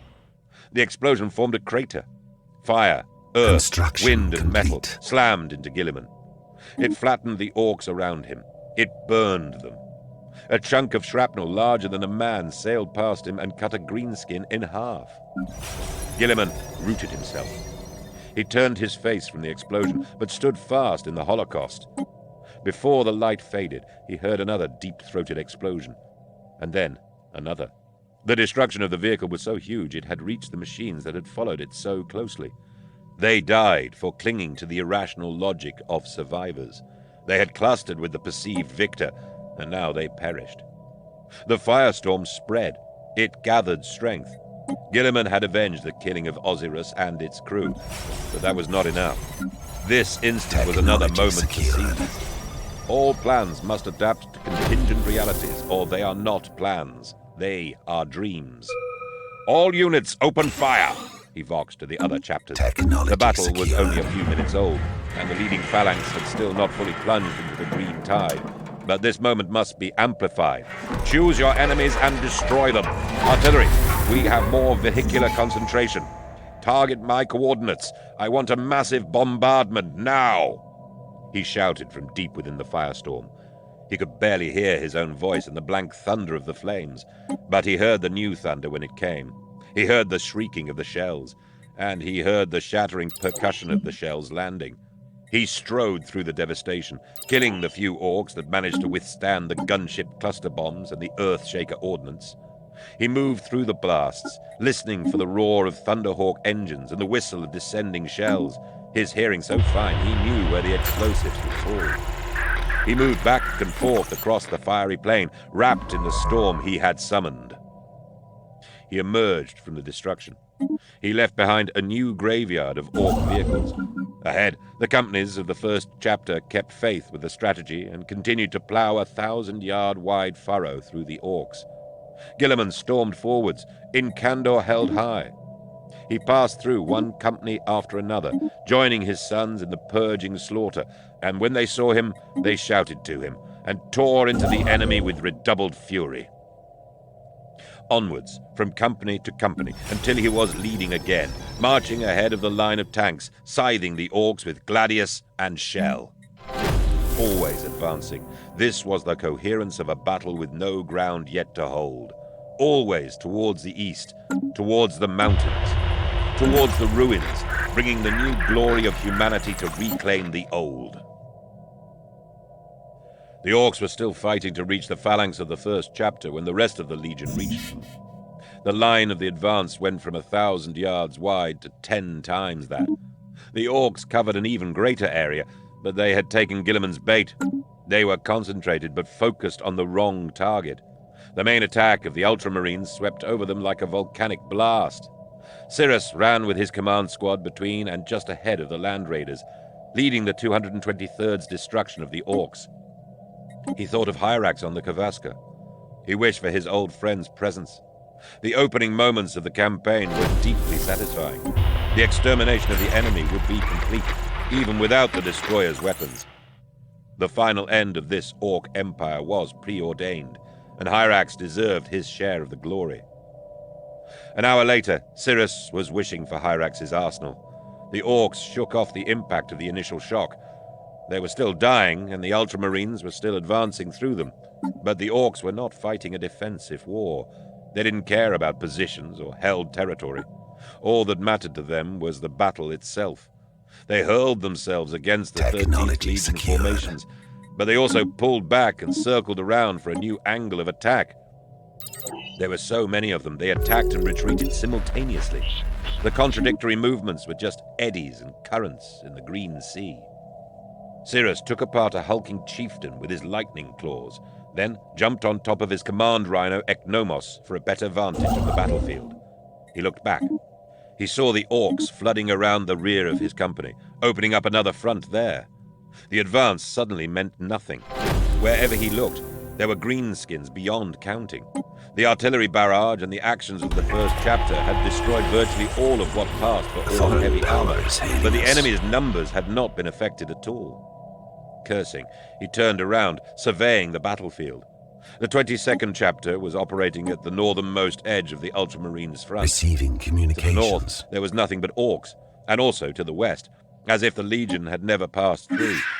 To the east, with orcs now visibly pouring down their slopes, the mountains were closer, along with the endless twilight. Above, the sky was already lighter, the stars more dim. To the south, the upheaval of war, the companies of 12 chapters turning the plain into a vista of smoke and fire and blood. Technology there, Cirrus saw the illusion of progress. The orcs hit the forward edge of the companies, and the Primarchs' great engine of war ground them to mulch. No orc attacking from the east was alive by the time the last battle brothers marched over the point of initial contact. It was all illusion, Cirrus thought. The orcs had an inexhaustible supply of warriors. The mob descended mountainsides along a line at least 10 miles long. Technology The secured. entire span of the chapters was no more than the central portion of the greenskin wave. Tens of thousands of orcs could not enter the war from the front, and so they looped around. The battles at the rear of the companies were already ferocious, and they were slowing down the pace of the advance as a whole. They've surrounded us, Cyrus thought. They'll try to drown us. He refused to accept the possibility of defeat. Instead, he looked for the means to prevent it. He looked north again. The land sloped away gradually in that direction. His gaze stopped on a deep shadow. Technology It was secured. much darker than the others cast over the plain by the mountains. It was long and jagged, its edges sharply defined, and the orcs were going around it. Cyrus blinked through levels of magnification of his helmet's photo lenses. The shadow was a chasm in the plain, a narrow canyon, perhaps 500 yards across at its widest. Its nearest point Technology was less than a mile secured. away. There were ways of ensuring what fell into those depths never emerged. He opened the rhino's hatch and dropped inside. Techmarine Nicandrus looked up from the banks of command screens and Auspex arrays. "I want a topographical scan," Cyrus told him. "North, approximately 2,000 yards from our position." He stood over Nicandrus and watched the image appear, layer by layer, on the picked screen. The gorge was a deep one. The sides were close to the vertical. "A unique feature in this area," Nicandrus said. "One to be exploited," said Cyrus. He opened a Vox channel to Iasus. "Chapter Master," he said, "we have an opportunity. I propose to take the 223rd north of our current position to force the orcs into a canyon." The correct maneuver could doom thousands of the greenskins, and the gorge was a real barrier to their movements. "Negative," said Iasus. "Maintain position and vector of advance." The answer came back so quickly, Cyrus wondered whether Iasus had understood him. He tried again. "Theoretical. Any strategy whose result is the faster extermination of the enemy must be explored. Practical. A drive to the canyon would accomplish just that. We would lure the orcs to us while forcing them back Technology over the secured. cliffs." "I am aware of the potential in what you propose," Iasus replied. "My answer is the same. Request denied." Cyrus spoke through gritted teeth. "Dogmatic adherence to initial strategies is the surest warranty of defeat," he said, quoting the Prologomena. "My refusal is not the product of rigidity, Captain. It is the Situation result of log analysis. updated. Practical. Your maneuver would open up a gap in our lines. Theoretical. The opportunity you would provide the orcs is of more potential value to them than any possible benefit to us. You have your orders." Iasus cut the channel. Cyrus clenched his fist. Nicandrus kept his attention carefully focused on the screens. "Alert me of any other such geological features," Cyrus said, keeping what face he could. "As you wish, Captain," Nicandrus answered. Cyrus climbed back out of the hatch. With a snarl of anger, he jumped from Ecnomus at a charging orc. The brute wore thick plates of crude armor. It carried an axe whose blade was half the size of Cyrus. He ducked under the swing and stabbed upwards with his lightning claws. The blades sliced through the armor as easily as the flesh. Cyrus brought them all the way up through the greenskin's jaw and out the top of its skull. Cyrus withdrew the claws and the orc fell. Behind it came more. Infinitely more, Cyrus thought. "Hyrax, you should be here," he thought. Technology "And you should be secured. leading Nemesis." Where the plain ended, the ground rose steeply. When the first chapter reached it, the flood of orcs coming from this sector of the Cordillera had dwindled. Gilliman could see large, steady flows still heading to the battle to the north and south. The spearhead had taken its toll, though. Here, at least, the orcs could no longer attempt to sweep away the Ultramarines in a wave of brute force. There was a way up the slope for the tanks. The orbital scans of the mountains had revealed the telltale switchback patterns of roads at regular intervals leading up from the plain. Now he could see the state of those roads. They were badly pitted and cracked. Rockfalls had caused further damage. Gilliman moved the Vindicators. Special project complete. As the column made its way up, the tank's siege blades saw heavy use. The blades and cannons were needed to clear rubble to such a degree, the climb was tantamount to a siege. From midway down the column, Gage voxed. "How long have the orcs been on Thoas? They seem to have been very busy." "No more than a century or two," Gilliman said. The figure was approximate, based on incomplete records pieced together from the other reclaimed worlds.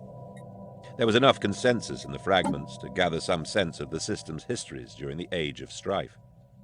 "This damage is not all the doing of orcs," he said. He doubted any significant amount had been caused by the greenskins. He saw the scorch marks and scrapes caused by the passage of the Xenos army. They were clearly recent. The collapses and piles of debris were older. He saw the workings of erosion. The road had not been maintained for a long time. He frowned. This was not what he had expected to find. Receiving communications. The final switchback led to a wide approach to the main gates of the ruins. The advancing legion had forced the remaining orcs back. They rallied now before huge doors. The entrance to the ruins was 100 feet high and 60 wide. The doors had a dark sheen. Though they were blackened, they showed none of the wear of the road. Gilliman suspected they were an alloy of adamantium and iron. They were engraved with huge runes in a language Gilliman did not know. The doorway was built into the wall of a structure as monumental as its entrance. The decaying pyramid emerged from the mountainside as if it were being extruded by the rock. Seen closer, the stone of its construction, though it had come from the mountains, had been machined to the point of being unrecognizable. The stone was smooth, deep black, and formed into gigantic slabs. Technology The structure secured. rose to a position just below the mountain peaks. It was angular, suggestive of being a half-buried octagon. The walls of each terraced level leaned outwards. Their angle, combined with the vertical thrust of the pyramid, made the ruins seem to loom over the two armies, perpetually toppling, yet unyielding. At regular intervals along the face of the mountain chain were more pyramids, all half emerging from the rock, all with their battered roads leading to their entrances. Narrow spires of the same black rock emerged here and there from the peaks themselves. Between the pyramids were clusters of huge pillars and collapsed structures that could have been temples or palaces.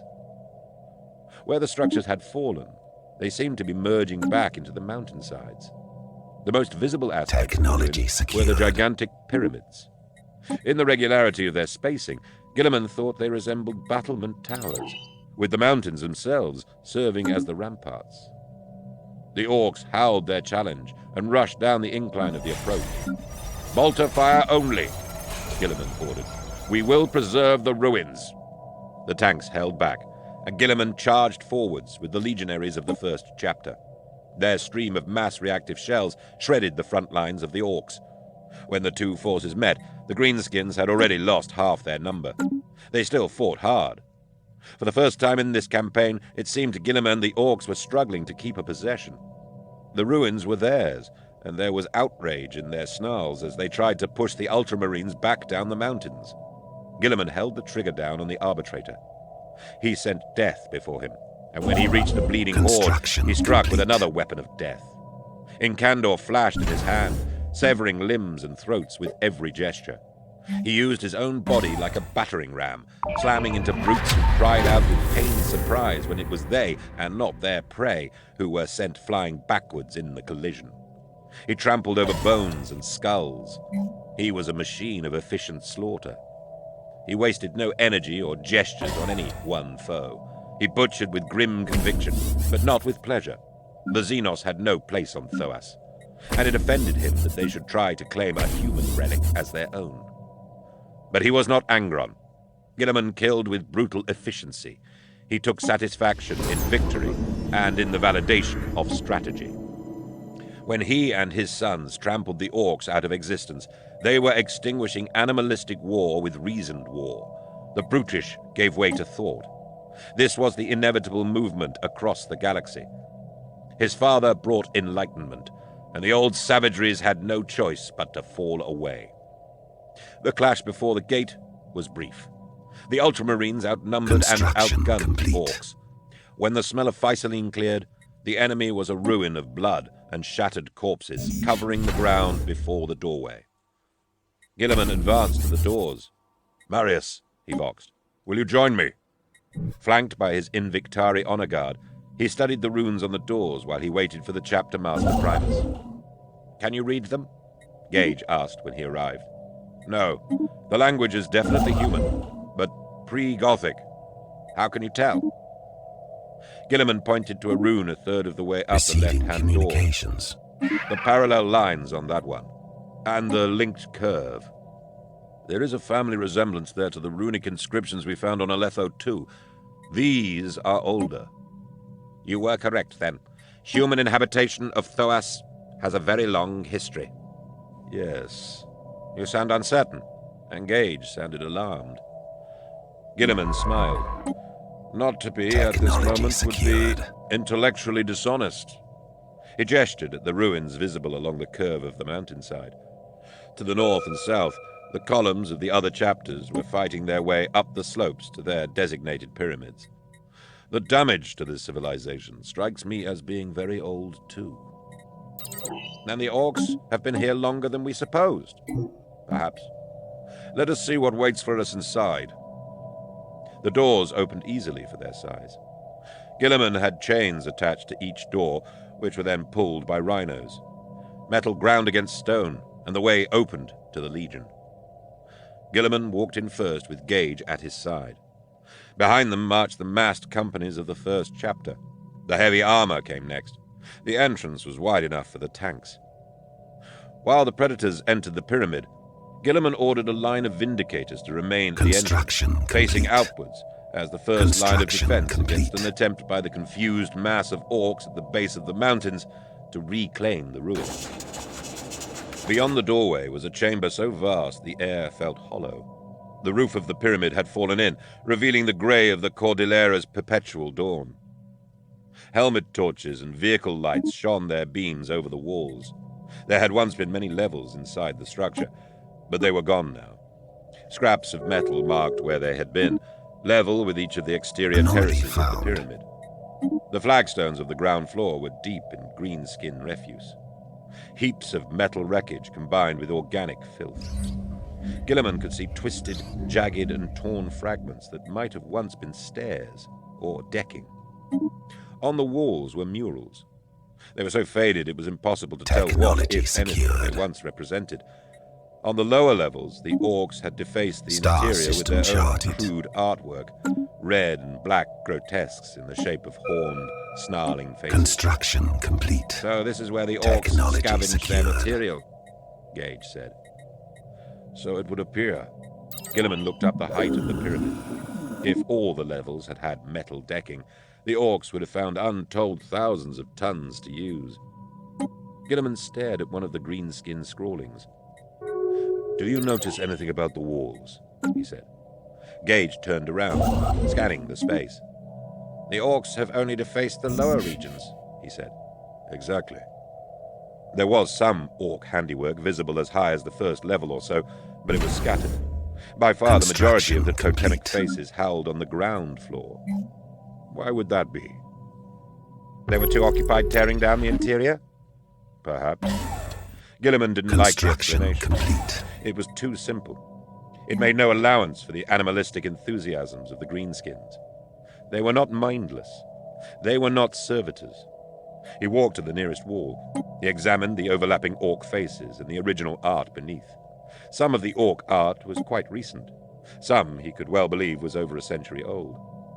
Their colors had faded, but nothing to the degree of the murals. All of the greenskin efforts were still clear. What if the levels had already collapsed? Said Gilliman. The wreckage would have been piled quite high initially. He pointed out. The greenskins could have indulged in some of their art while salvaging the top of the heaps first. Those faces higher up do look more faded, Gage said. Gilliman nodded. Older, he said. And the murals are older yet. Much older. He gazed at the hole in the pyramid's roof, hundreds of yards above him. If he had time to examine the edges of that gap, would he find evidence that the orcs had somehow caused that damage? He thought not. If the floors had already collapsed, Gage began. Yes. Theoretical. This civilization had already fallen when the orcs arrived. He ran his gauntlet over the wall. There is a gap in time here. he said. "These murals have been fading for much longer than they have been defaced by the orcs." "What do you think happened?" said Gage. "Too early to speculate." He pressed his lips together. "Cultures do not need an external enemy to fail. They are born, they age, they lose their coherence, and they collapse. Anomaly found. There is a remembrancer from the Age of Terror, a Willem Yeatus. My father showed me one of the fragments of his works that have survived. He wrote of the cycles of civilizations and of their inevitable end. Things fall apart. The center cannot hold, he said. Technology That secured. is the tragedy of human history. Until now, Marius. That is the cycle from which my father is saving us. Gilliman sighed, gazing at work that had become its own forgotten memory. He grieved for what had been lost. He had come to Thoas not expecting anything beyond the task of necessary extermination. He had held his hopes in check when the ruins had been discovered. He had told himself there would be nothing to salvage beyond restoring another piece of human history. He had taken for granted there would be no living humans to find.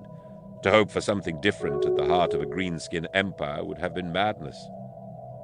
You were hoping for something, though, weren't you? He thought. Yes. Yes, I was. He had hoped for signs of a heroic end. The civilization that had built these ruins had been capable of grand gestures. Their fall to the orcs would not have been without a Anomaly vast struggle. found. But they did not fall to the orcs. He already knew what he would find as the Legion made its way deeper into the ruins. There would be evidence of decay, of a culture growing tired and losing its way. Fatigue, erosion, retreat from the heights once reached, and the collapse. There would be no glory there. He did not like to think of the orcs bringing energy to the world, yet that is what must have happened. The greenskins had arrived to Technology find an empty secured. shell, and they had turned it to their own violent but vital ends. He shook the melancholy away. The reclamation was still useful. Thoas would become part of Ultramar. It would live again, with the energy of light and reason, and its history would emerge from the night into which it had fallen. There was value in that. "What do you think the purpose of this structure was?" Construction complete. Gage asked. "You sound like you have Star some thoughts in system that regard." charted. "Theoretical. A military command center." "The metal decking," Gilliman said. "Yes, very functional, but not suited to a hab zone." "Your theoretical implies a similar function for the other pyramids." "It does. By extension, this entire region of the mountain range is a single fortress, particularly if the pyramids are connected." "A fortress Spaceport entails under defense," attack. Gilliman mused. "Defense against what?" "I can't speculate." Neither could Gilliman. Gage's supposition made sense, but it raised many questions. "We will find the answers," Gilliman said, "once we have consolidated our position." He voxed Habron. "Are the orcs moving our way yet?" "Some," the tech marine said. "Not in significant numbers. The current preparations will be enough to keep them out. There are battles to the south, but the larger portion of the horde is north of us. Your evaluation of the enemy's state. Still a viable force. Without knowing their precise numbers before we began, feel free to extrapolate. Our strategy appears to have borne fruit. The initial push by the first chapter created a central focus for the horde, resulting in the formation of a core. The second wave destroyed that core. The orc force has been reduced. You're not going to guess by how much, are you?" "The attempt would be irresponsible." "Agreed."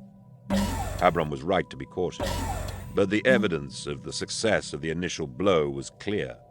Gilliman turned back to Gage. "We move north. We will learn the extent of the ruins and reinforce the other chapters. We have the high ground now. The orcs must fight upwards from the plains, and their wave will break against our positions." There were wide, arched passageways leading out of the pyramid at 3 levels, equally spaced at its great height, heading north and south. The upper passages were beyond reach, but the ones on the ground floor were immense, Station clearly under attack. designed to accommodate the mass movement of vehicles and crowds. Troops, Gilliman thought. Gage was right. The ruins had the marks of a gigantic military redoubt. And still the question, against whom? Zero-G He mineral led the way, production and the violently first diminished. chapter began its march into the dark, bringing light, seeking illumination. From deep in the Zero-G ruins, mining the platform howls disrupted. of orcs echoed against stone. The 22nd chapter took the entrance to the northernmost pyramid 3 hours after the first one fell to the Ultramarines. Iasis's companies were the furthest north, and they were the last to enter the ruins. Construction Iasis was complete. conscious of that fact. He heard the reports over the command network of the Vox as he fought his way up the mountainside. He heard the other chapters storm the ruins, take possession, and begin consolidation. He was not troubled about being the last. What troubled him was Cyrus's reaction. He knew the captain disagreed with the order not to make a push towards the canyon. It was not until the companies of the 22nd had breached the pyramid that he realized the depths of Cyrus's discontent. "We are losing the initiative, Chapter Master," the captain voxed. "Explain your analysis," Iasis said, more out of necessity than interest. The final push to the lower doors had been bloody. The orcs had mounted a ferocious defense, bursting from the interior of the ruins in a huge wave. Their mass alone had been enough to push 2 land raiders and a rhino off the side of the approach. They had fallen, rolling end over end to a crushed, explosive end on the plain 1,000 yards below.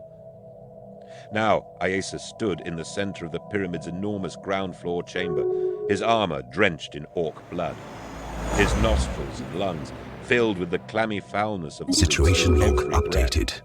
Around him, the troops of the 221st Company established an impassable wall of ceramite at the entrance, while reconnaissance squads prepared to venture through the north entrance into the further ruins.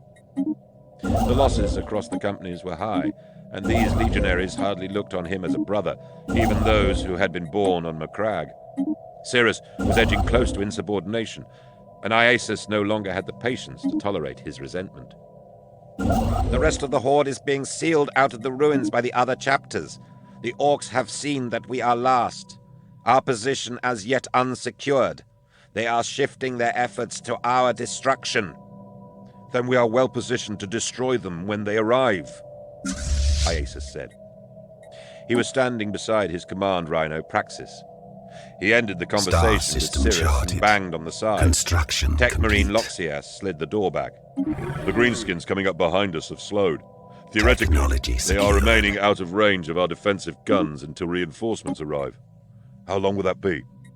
Loxias turned and examined his screens. "Longer than I would have predicted. The horde as a whole appears to be slowing at the foot of the Construction mountains." complete. "Are you sure?" "I have confirmed my readings and analysis with the Allspec systems of the other companies and chapters." Iasis frowned. He distrusted anything Construction that smacked complete. of good news when it came to the orcs. The only truly positive development would be their extinction. "Speculation?" he asked. He entered through the rhino's side hatch to get a better look at the Allspecs. "None that satisfies, Chapter Master," said Loxias. "The behavior is uncharacteristic."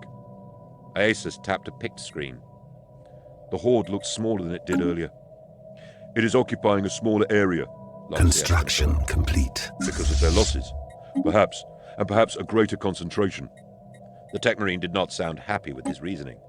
"You don't think so?" "Contraction of area and decrease in speed are both accounted for by the premise of greater density." "But?"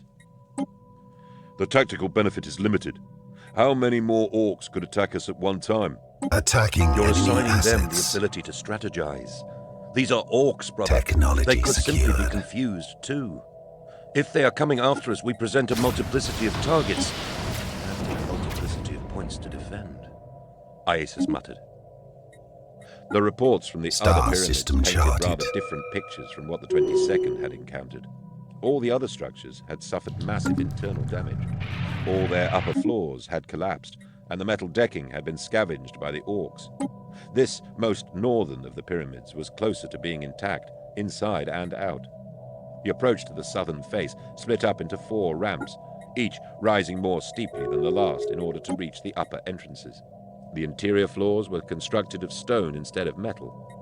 The floors were many feet thick, easily able to support the infantry and armor. Each level was empty, a huge, echoing chamber, void of equipment and purpose, except for the stink and debris of greenskin life. The walls were Anomaly covered in found. vague, faded murals and orc obscenities. Ramps wide enough for 2 tanks to take abreast came down on the eastern side of the chamber.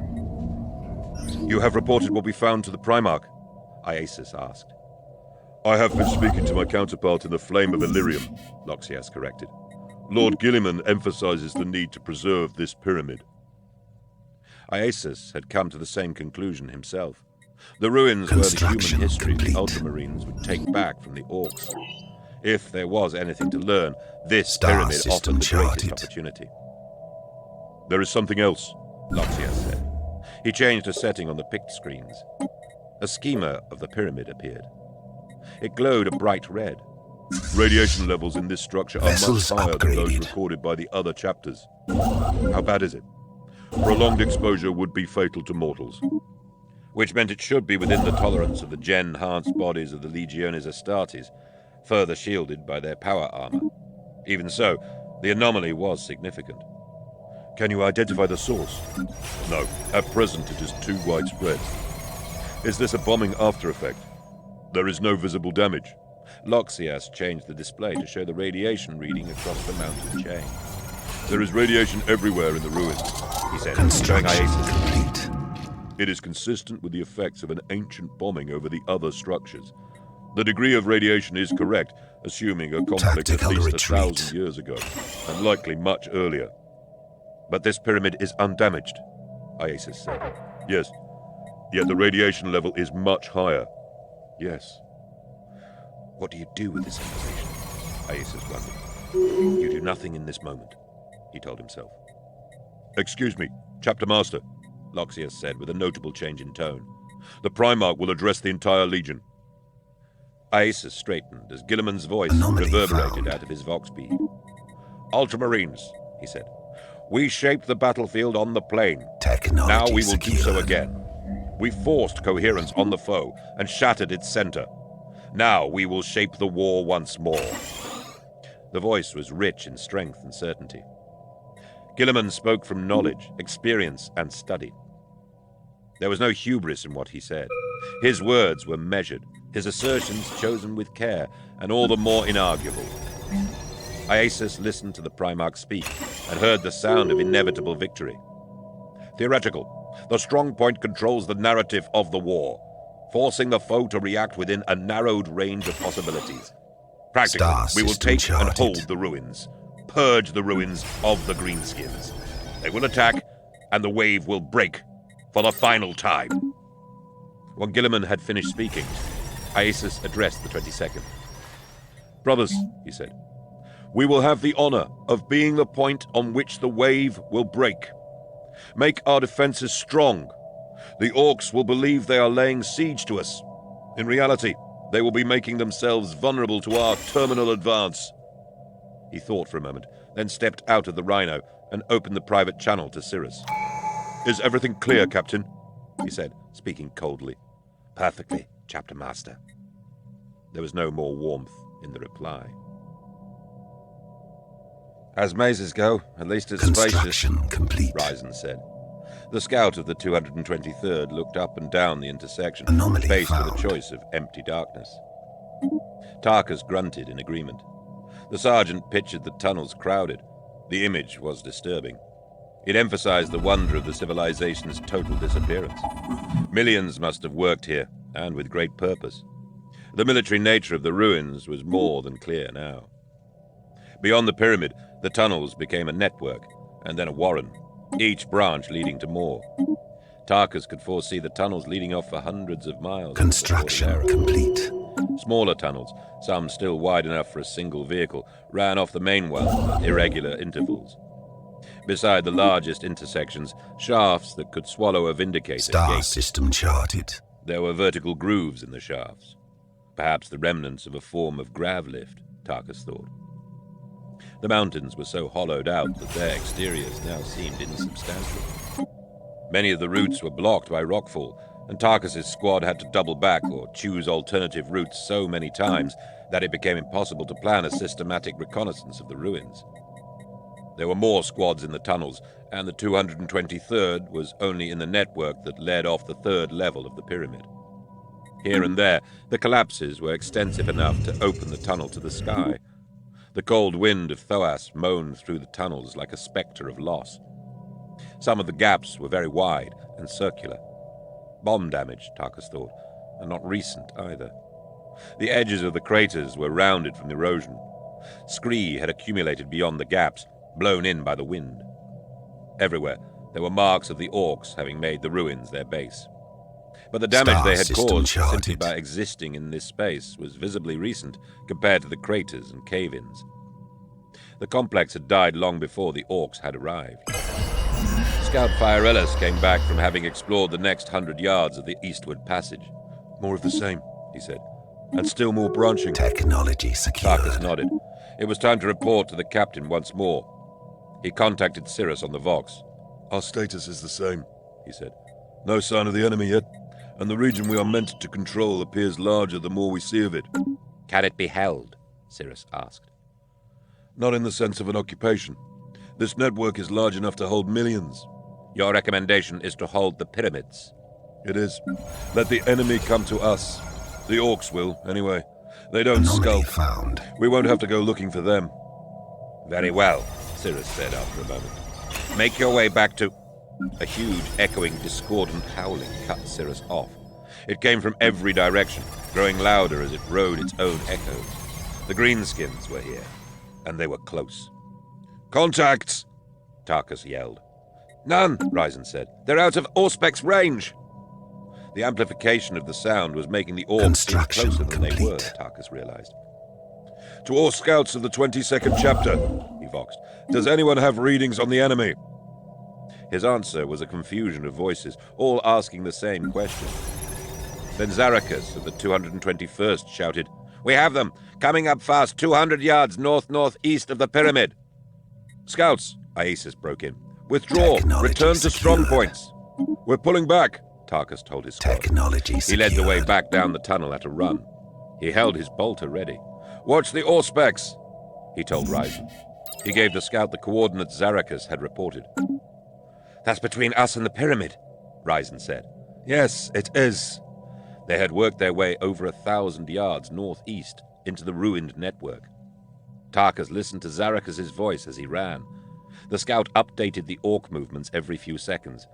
They were closing fast. "They must be coming up the shafts," Firellis said. "Then why hasn't there been line-of-sight contact yet?" Ryzen asked. Zarakas' Construction reports. complete. His voxcast dissolved into a blizzard of static, shouts, and gunfire. Then it cut off. A moment later, Ryzen said, "I have them." "Where?" Tarkus demanded. "How?" he said. The squad was still hundreds of yards from the reported position, unless the orcs weren't coming straight up. He blinked his visor lenses to prey sight, but there was still nothing. "Everywhere," Ryzen said. The scout spoke with grim resolution. He knew and accepted what was about to happen. The echoes were deafening. The walls themselves were howling, as if the tunnels had become bestial maws. On the Vox, the reports from the other squads were a fragmented cascade. Auspec's contacts turned into running battles within moments. There was no way to gauge the size or direction of the war. Ryzen was right, Tarkus realized. They are everywhere. The orcs attacked when the scouts reached the next junction. They poured out of the side tunnels. They surged from every minor break in the main passageway walls. As if a dam had burst, the green tide filled the tunnels. Everywhere. Tarkus and his scouts opened fire, shooting ahead and behind. They still headed for the pyramid because those were their orders, and there was no action that made sense any longer except the fulfillment of duty to the end. They ran down a tunnel wide and high enough for a flight of thunderhawks. From one side to the other, it was filled with orcs. Tarkus ran towards the wave. A single squad charged thousands of greenskins. Behind, Tarkus heard the thunder of many iron-souled hoots. He fired, and he saw orcs fall. He fired, and he was trying to kill an ocean. Solid shells from orc guns thudded against his armor. They chipped the ceramite. A lucky shot took out his right lens. A crossfire hail between the two hordes cut down dozens of orcs. It was so thick the impacts felt like power fists slamming into Tarkus' front and back. The scouts didn't have the armor to withstand so concentrated a barrage. They went down, their bodies punched through with dozens of impacts. Ryzen was last.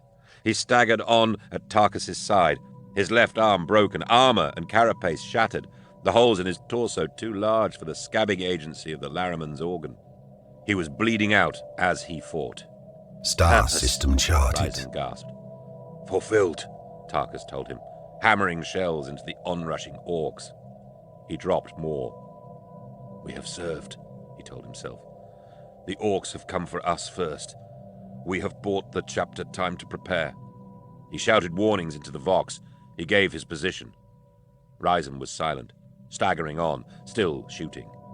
Beware the walls, Tarkus Vox. The orcs know of other shafts. They have the run.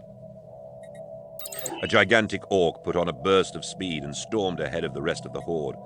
It was a monster, twice Tarkus's height, its face a snarling mass of scar tissue surrounding savage tusks. It swung a huge axe as it closed with Tarkus. Bullets hit him from behind. He staggered forwards, running into the edge of the blade. It smashed through his gorget and severed his throat. He could not speak. He could not breathe. Blood filled his lungs. He raised his bolter, holding down the trigger, stitching the orc through torso and head. The orcs at the rear stopped firing. Special project complete. A cleaver came down through Ryzen's skull. Tarkus turned to avenge the scout. A beast with a metal fist punched him in the chest. His armor held, but the blow pushed him back. He stumbled into the weapons of the other orcs. The greenskins hacked at him with cleavers and axes as heavy as they were crude.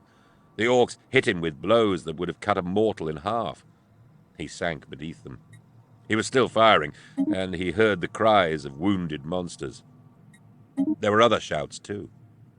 They were tinny, small, and in his ear.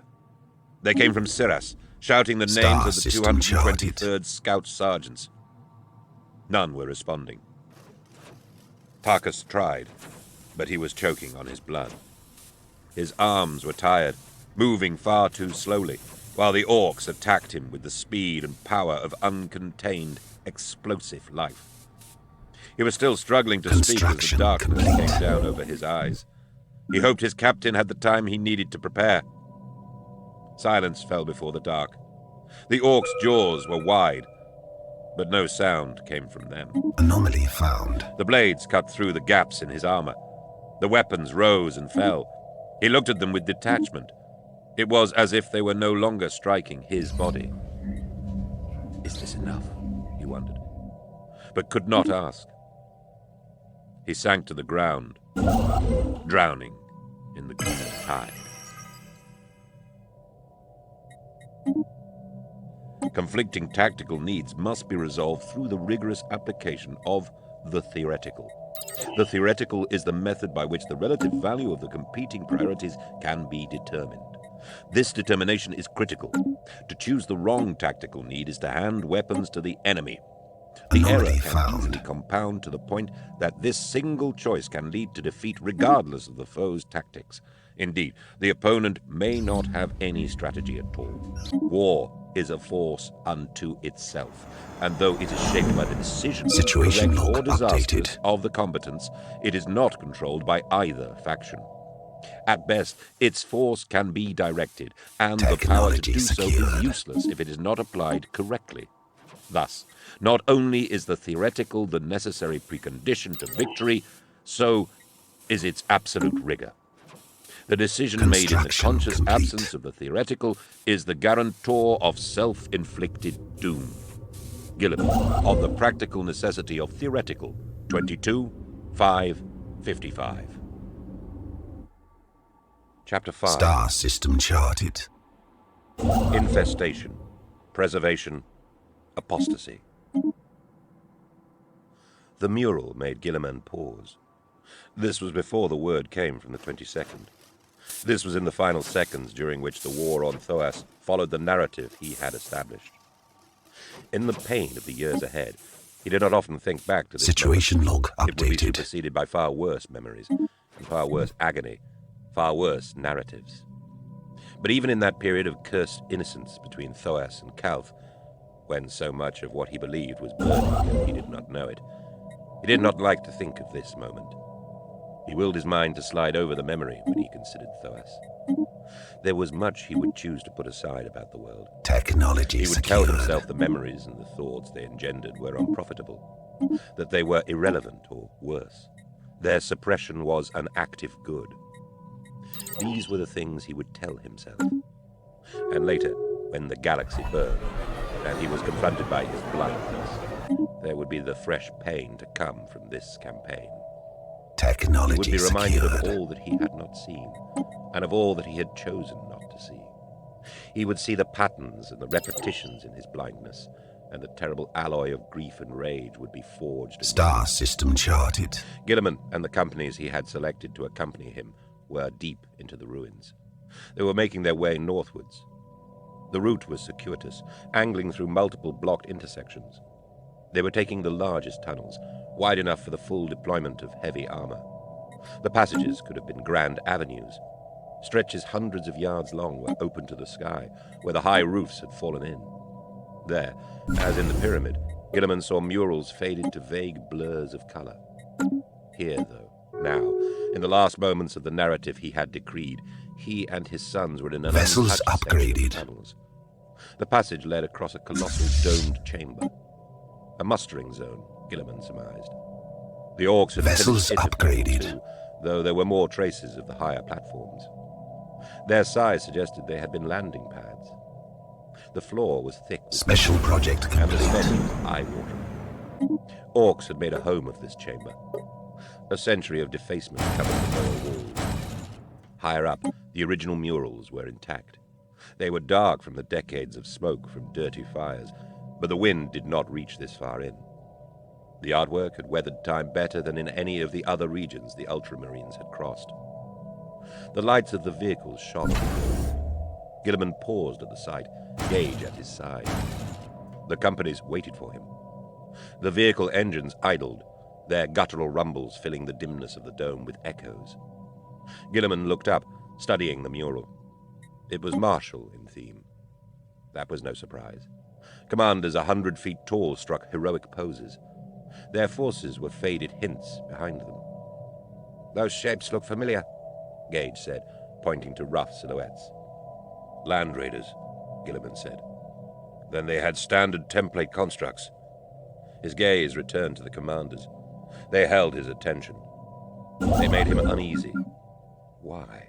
He wondered. Analyze the details. Piece by piece, there was nothing he could point to and state was objectively wrong. The cut of the uniforms, the shape of the caps, the stern visages, each detail spoke to the authority of these men and women and celebrated their prowess.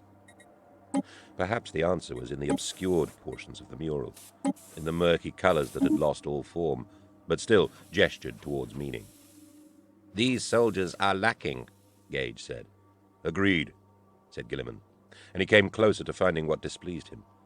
"I have no sense that they are fighting in the name of anything." "They do seem to be against the name of something." "Yes, and only that." The moment of contemplation was a long one, though it lasted mere seconds. Technology secured. And when Gilliman's dislike of the murals crystallized, the Vox burst into life. The Orc counterattack had begun. They were everywhere along the length of the ruins, and the 22nd chapter was taking the worst blows.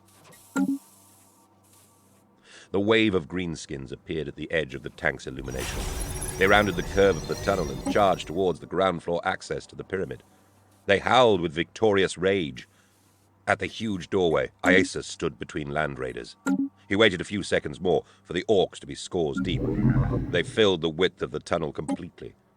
If any of the smaller greenskins wound up on the sides, they were crushed against the tunnel walls by the bulk and momentum of their larger cousins. "This is not a choke point," Iasus thought. "The tunnel is far too wide. We might as well be fighting in the plain again." "Fire at will," he said. Las beams seared the enemy column. They incinerated multiple orcs at a stroke. Heads and torsos became ash.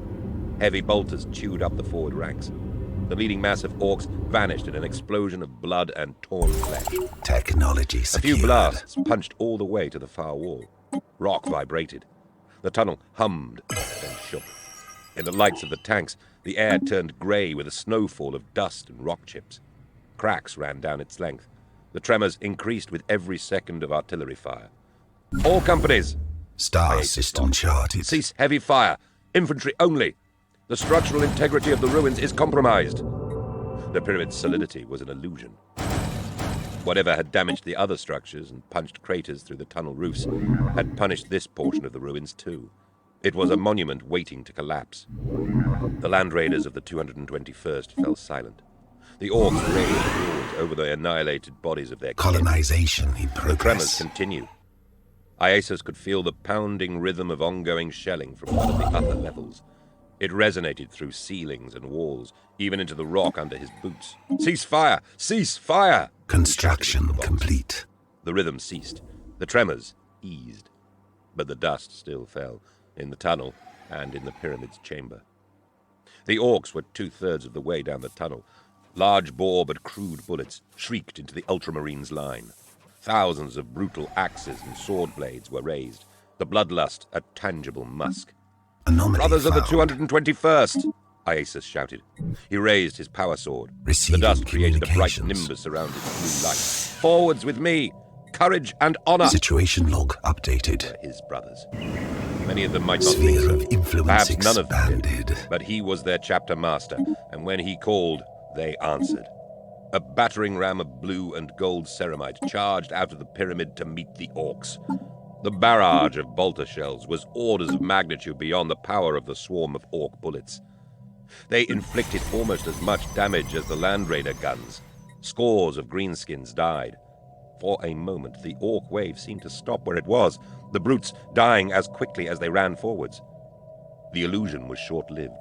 The wave was too huge, too ferocious. It closed with the ultramarines, its thousands of voices united in a single shattering roar. In the final seconds before impact, the leading edge of the ultramarines' phalanx narrowed to a point. On either side, the ranks further back poured on the bolter fire. The spear point drove into the orcs with power sword and chain blade. The momentum of the two forces was such that Iasus had a sense of accelerating as he cut and shot his way into the green tide.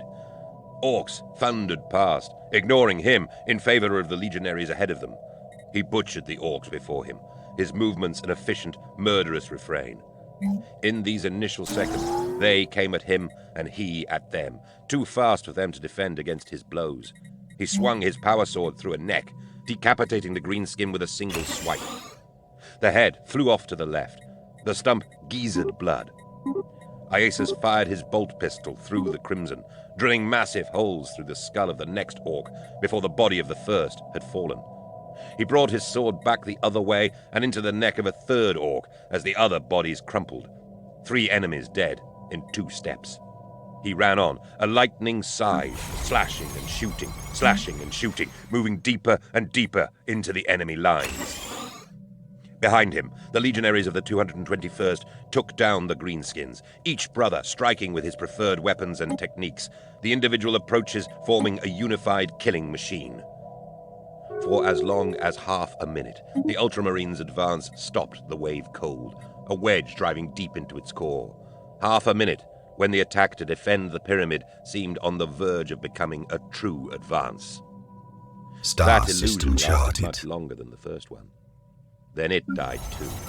The orcs kept coming. The river of brute strength was unending.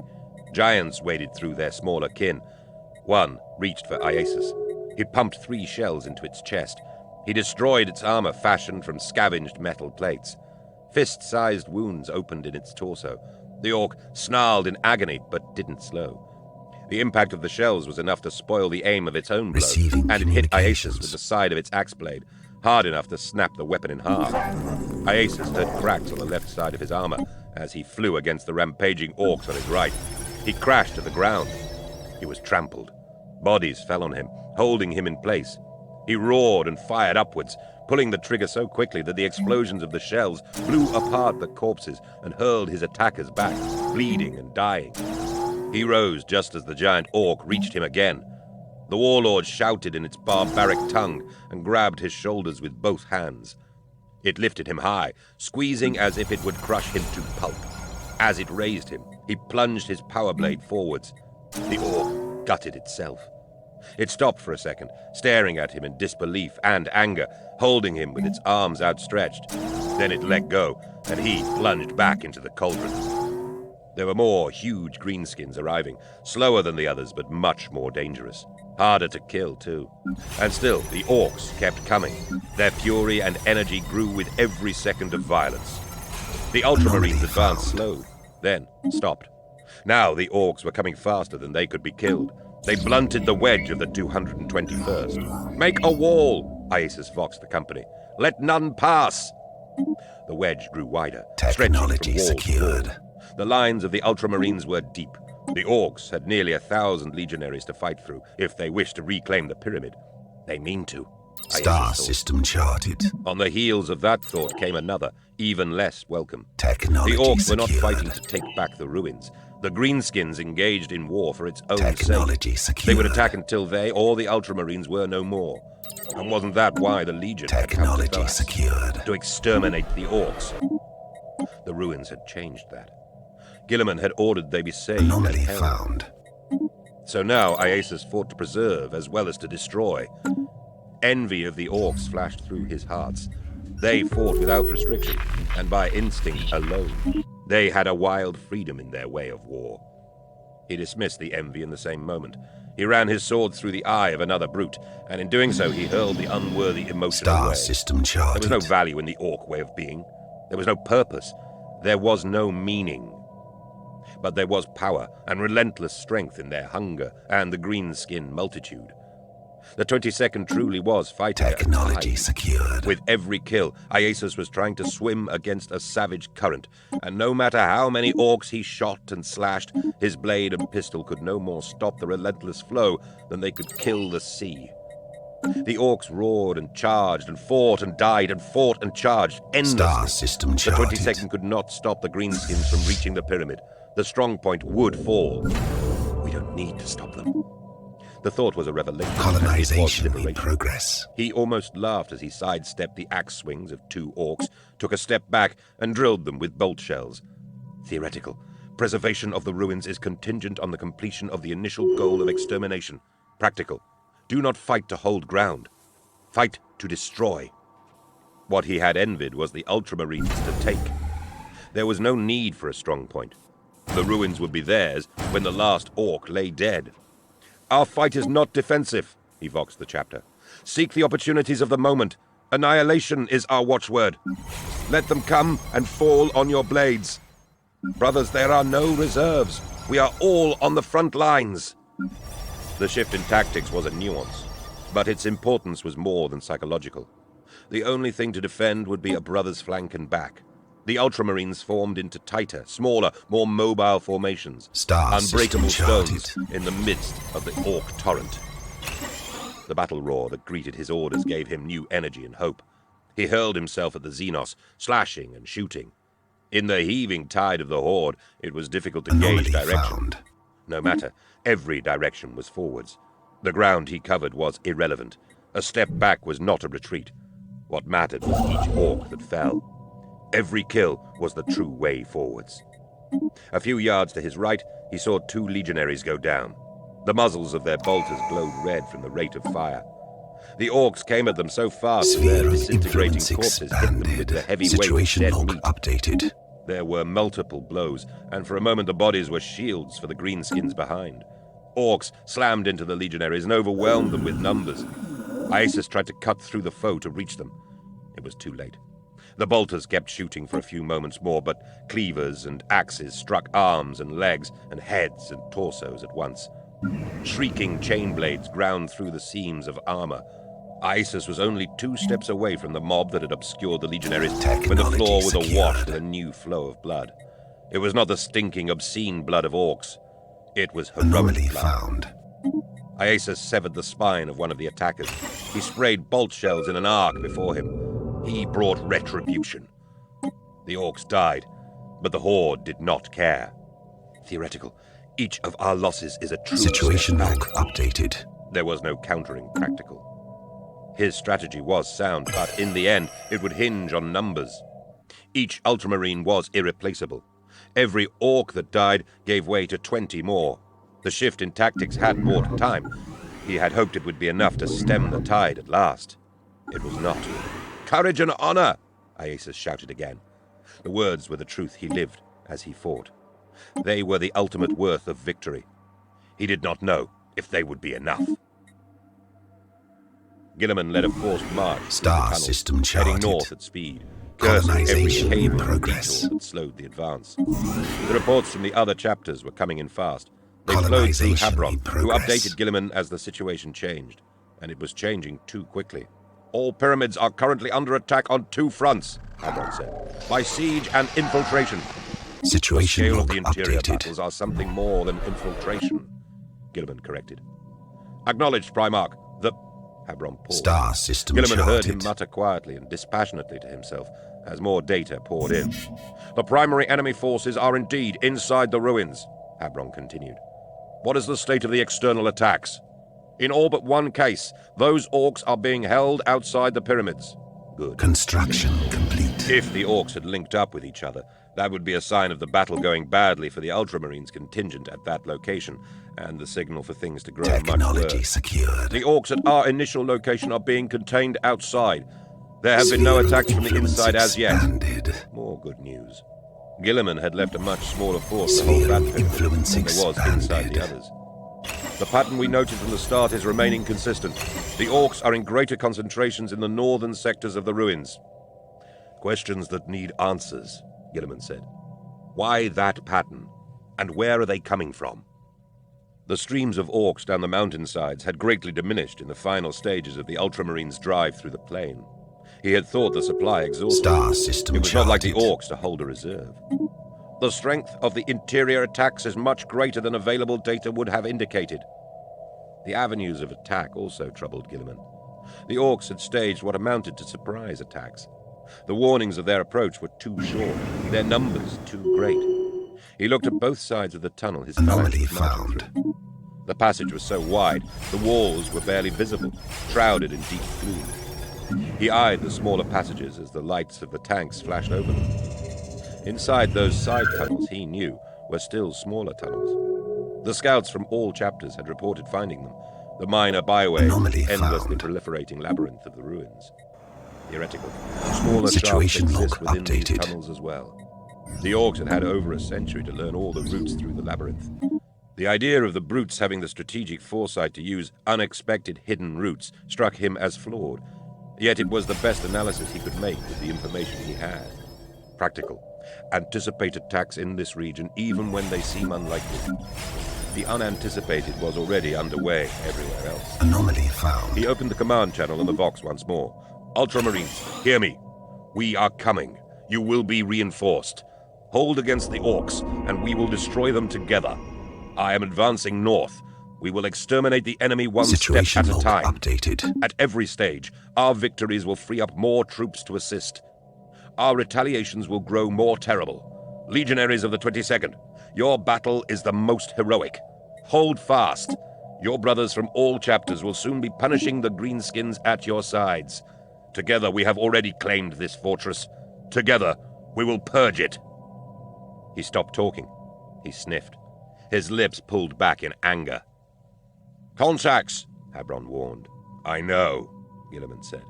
In his rage, his boots struck the floor with greater force as he marched. They sent chips of stone flying. "Marius," he voxed to Gage. The chapter master Primus had returned to his position, midway down the column. "We do not stop. We do not slow. No matter Star what. system Understood." charted. They came then. The orcs burst from the dark. Along a third of the length of the phalanx, they roared out of the side passages. Howling tributaries flowed into the main tunnel, forming a wave on each side of the Ultramarines. The waves came in, surging in the face of bolter fire so intense that the muzzle flashes filled the tunnel with blinding, strobing, killing, silver day. They came from the front, too. The huge passage extended for hundreds of yards, curving gently to the west. Gilliman heard the mob and smelled it before it came into sight. He ran faster. He was fury now. These thoughtless creatures were anathema to everything he held to be true about war. They were an offense against everything the conduct of battle should be. Now they had dared to disrupt the narrative he had brought to Thoas. They had done enough damage. He charged the orcs as if their refusal of any rational form of war were a personal affront. Gilliman opened fire with the arbitrator. He and the Invictari struck first. Their charge was faster. It was more furious. Star It was system more charted. dangerous. The tunnel erupted. The orcs died and died and died. Still they came, their animal revel undaunted. In the strategium of the Kvaskor, Hyrax watched the tacticarium screens. He listened to the litany of reports coming from the bridge below the command pulpit. Servitors recited lists of shifting coordinates in their flat voices. The dead recitations suggested nothing of the meaning they carried, their news of shifting battles and growing losses. The Augur and Vox officers delivered their updates in clipped, precise tones. Hyrax read their tension in their posture, subtly changing from unbending to rigid. The news from the 22nd had him swinging between frustration and rage. In the strategium, he filtered the Vox feed so he heard only the command channels of the chapter. Several times he was on the verge of speaking. He held back each time, waiting until his picture of the battle was clearer, keeping his voice out of the clutter of communications. He would speak when he was of use. The situation the rivers of data formed was grave. He could see how the Primarch was countering the orcs. Receiving communication. Gilliman was sweeping north. The other chapters were holding their own. Reinforcements would surely tip the balance against the Greenskins. The strategy would create cascading reinforcements, the victory of each position providing the means to guarantee the triumph of the next, until the combined might of the Legion struck the largest concentration of orcs attacking the 22nd. Already the gunships were pounding the exterior positions of the orcs outside the northernmost pyramid. Not enough. Construction complete. The orcs outside were a distraction. There were 3 levels of fighting in the pyramid. The chapter was divided, and the orcs were not. From the orders shouted by the chapter master and the captains, Hyrax tracked the rapid shifts in the conflict. The disposition of the forces was fluid. Theoretical, the Primarch will not arrive in time. Practical, Technology the destroyers secured. can. I can end this. Hyrax broke in on the combat channel. He would be heard by all the senior officers. Chapter master, he said, requesting authorization for the drop pod insertion of the second destroyers. We can be at your position within minutes. Our weapons... Authorization denied, Iasus said. He grunted, as if something had hit him. The other voices faded out momentarily as close bolt pistol fire drowned out the rest of the feed. Our brothers need us, Hyrax said. The channel was still open, the exchange still being heard by the other captains. Hyrax was on the edge of insubordination. The other captains said nothing. Bursts of explosions and chain blade growling marked their individual struggles. The sounds vanished. Iasus had changed the communication to a private one. Receiving communications. Our orders are to preserve the ruins, said the chapter master. Yours are to await the command to deploy, not to initiate it. He cut off the box. Cirrus drove his chainsword into the chest of the warlord. The orc was not much taller than the others around it, but it was wider, a tank of flesh and bone. It carried hammers in each hand and swung them forwards to batter Cirrus's armor. The blows were tremendous, and the orc kept striking as the chainsword whined through muscle and ribcage. Blood spurted. For several seconds, Cirrus was blinded by a deluge of crimson. Anomaly The hammers found. hit him again and again. Another orc attacked him from behind. He was drowning in red and green. The blood flowed off his helmet, and he shoved Situation his chainsword log all the way updated. through the orc. Its arms fell limp. Its torso split with a tearing of muscle and fell backwards. Cirrus whipped the chainsword around and into the flank of the orc behind him. The smaller brute shrieked as the teeth of the blade chewed its flesh apart. Cirrus cut the orc down one-handed. He fired his bolt pistol to the right, 3 shots taking off the upper half of the skull of a greenskin, rushing at him with a sword as long as a man's arm. He was surrounded by bodies. They were hemming him in. The orcs kept coming, and his movements were more and more restricted. A green wall was Star trying to system bury him charted. alive. It was trying to bury the entire company. Cirrus had followed the strategy commanded by Technology Iasus. secured. He had led the charge against the orcs. He had known from the start it would not succeed. The orcs were simply too numerous. With the support of the heavy armor, the greenskins would have been hurled back. Progress in the extermination would have been made. With the tanks idle except for heavy bolter turrets, the orcs surged forwards, trampling over their dead. The charge of the 223rd Company was bogged down before the first junction. The great Xenos wave battered the Ultramarines. It overwhelmed individual brothers. It sapped all forward momentum. The horde flowed around the legionaries. No matter how many they killed, more still came. They rampaged through any gap in the line. Every Ultramarine who fell opened the way to the orcs. The flood found the cracks in the dam, and the orcs forced the 223rd back and back. Cirrus shouted in frustration. He turned full circle, sawing through limbs and sending shells through skulls. There was no retreat, Iasus had voxed as he changed tactics. Every dead enemy was an advance. Perhaps that was true for the chapter master. Maybe the orcs weren't pressing as hard 2 levels below. Up here, things were different. Up here, Cirrus killed with as much fury and speed as he ever had in his decades of service to the Legion. And still, he was going backwards. Even if he was standing still, he was losing ground. The losses were mounting. Iasus kept urging all the companies of the chapter to keep on the offensive. We've lost the offensive, Cirrus thought. The 223rd was fighting for its survival. The density of the orc horde in the tunnel was like a moving wall. Even if all the orcs in that mass were dead, it would have pushed the Ultramarines back. Close formations, Cirrus urged. Shoulder to shoulder. We are each other's shields. The order was unnecessary. The company was already contracting. He spoke to be present in the ears of the legionaries who, like him, had become isolated in the flood, their nearest brothers having been brought down. There was no forwards. There was only the green tide, and perhaps the hope of retrenchment. Cirrus turned and killed, turned and fought. He cut an orc in half vertically. The body fell apart, and between it he saw a fractured squad forming, a small island in the midst of the storm. He lunged in that direction, sawing and shooting through bodies. Axes and cleavers chopped into his armor. Orcs shot him at point-blank range, injuring themselves with the ricochets. The bullet impacts began to take their toll. Damage runes flashed amber and red in his helm lenses. Servo motors whined. There was a drag in his left leg, a microsecond delay between his impulse to move it and the armor's response. He compensated. He fought harder. He blocked a chain axe, its motor spewing smoke. Sword and axe shrieked against each other. He shot at the orcs hacking at his right flank. Another slammed a cleaver into his left. The chain axe leaned more heavily against his sword. He ignored the blows on his sides and brought his pistol forwards. He fired a burst into the orc and into its weapon. The greenskin dropped and the axe exploded, raining burning promethium over the combatants. Liquid flame sloughed off Cirrus's armor. It coated the faces of his nearest attackers. They struck wildly through their blindness, howling anger and pain. He dispatched them with furious contempt. He was that much closer to the squad. He snarled as he butchered his way forwards. He saw other lone warriors like him fighting their way towards the group. Secured. At the back of his mind, he was aware that his combat technique had become less precise, more savage. He raged in frustration at the constriction of space that made the elegance of his combat skills useless. He raged at the enemy and at the currents of war that had turned to run in the orcs' favor. He raged, too, at his chapter master. Hyrax had requested deployment. He had seen the need. Iasus had shut his answer off from the captains. Why bother?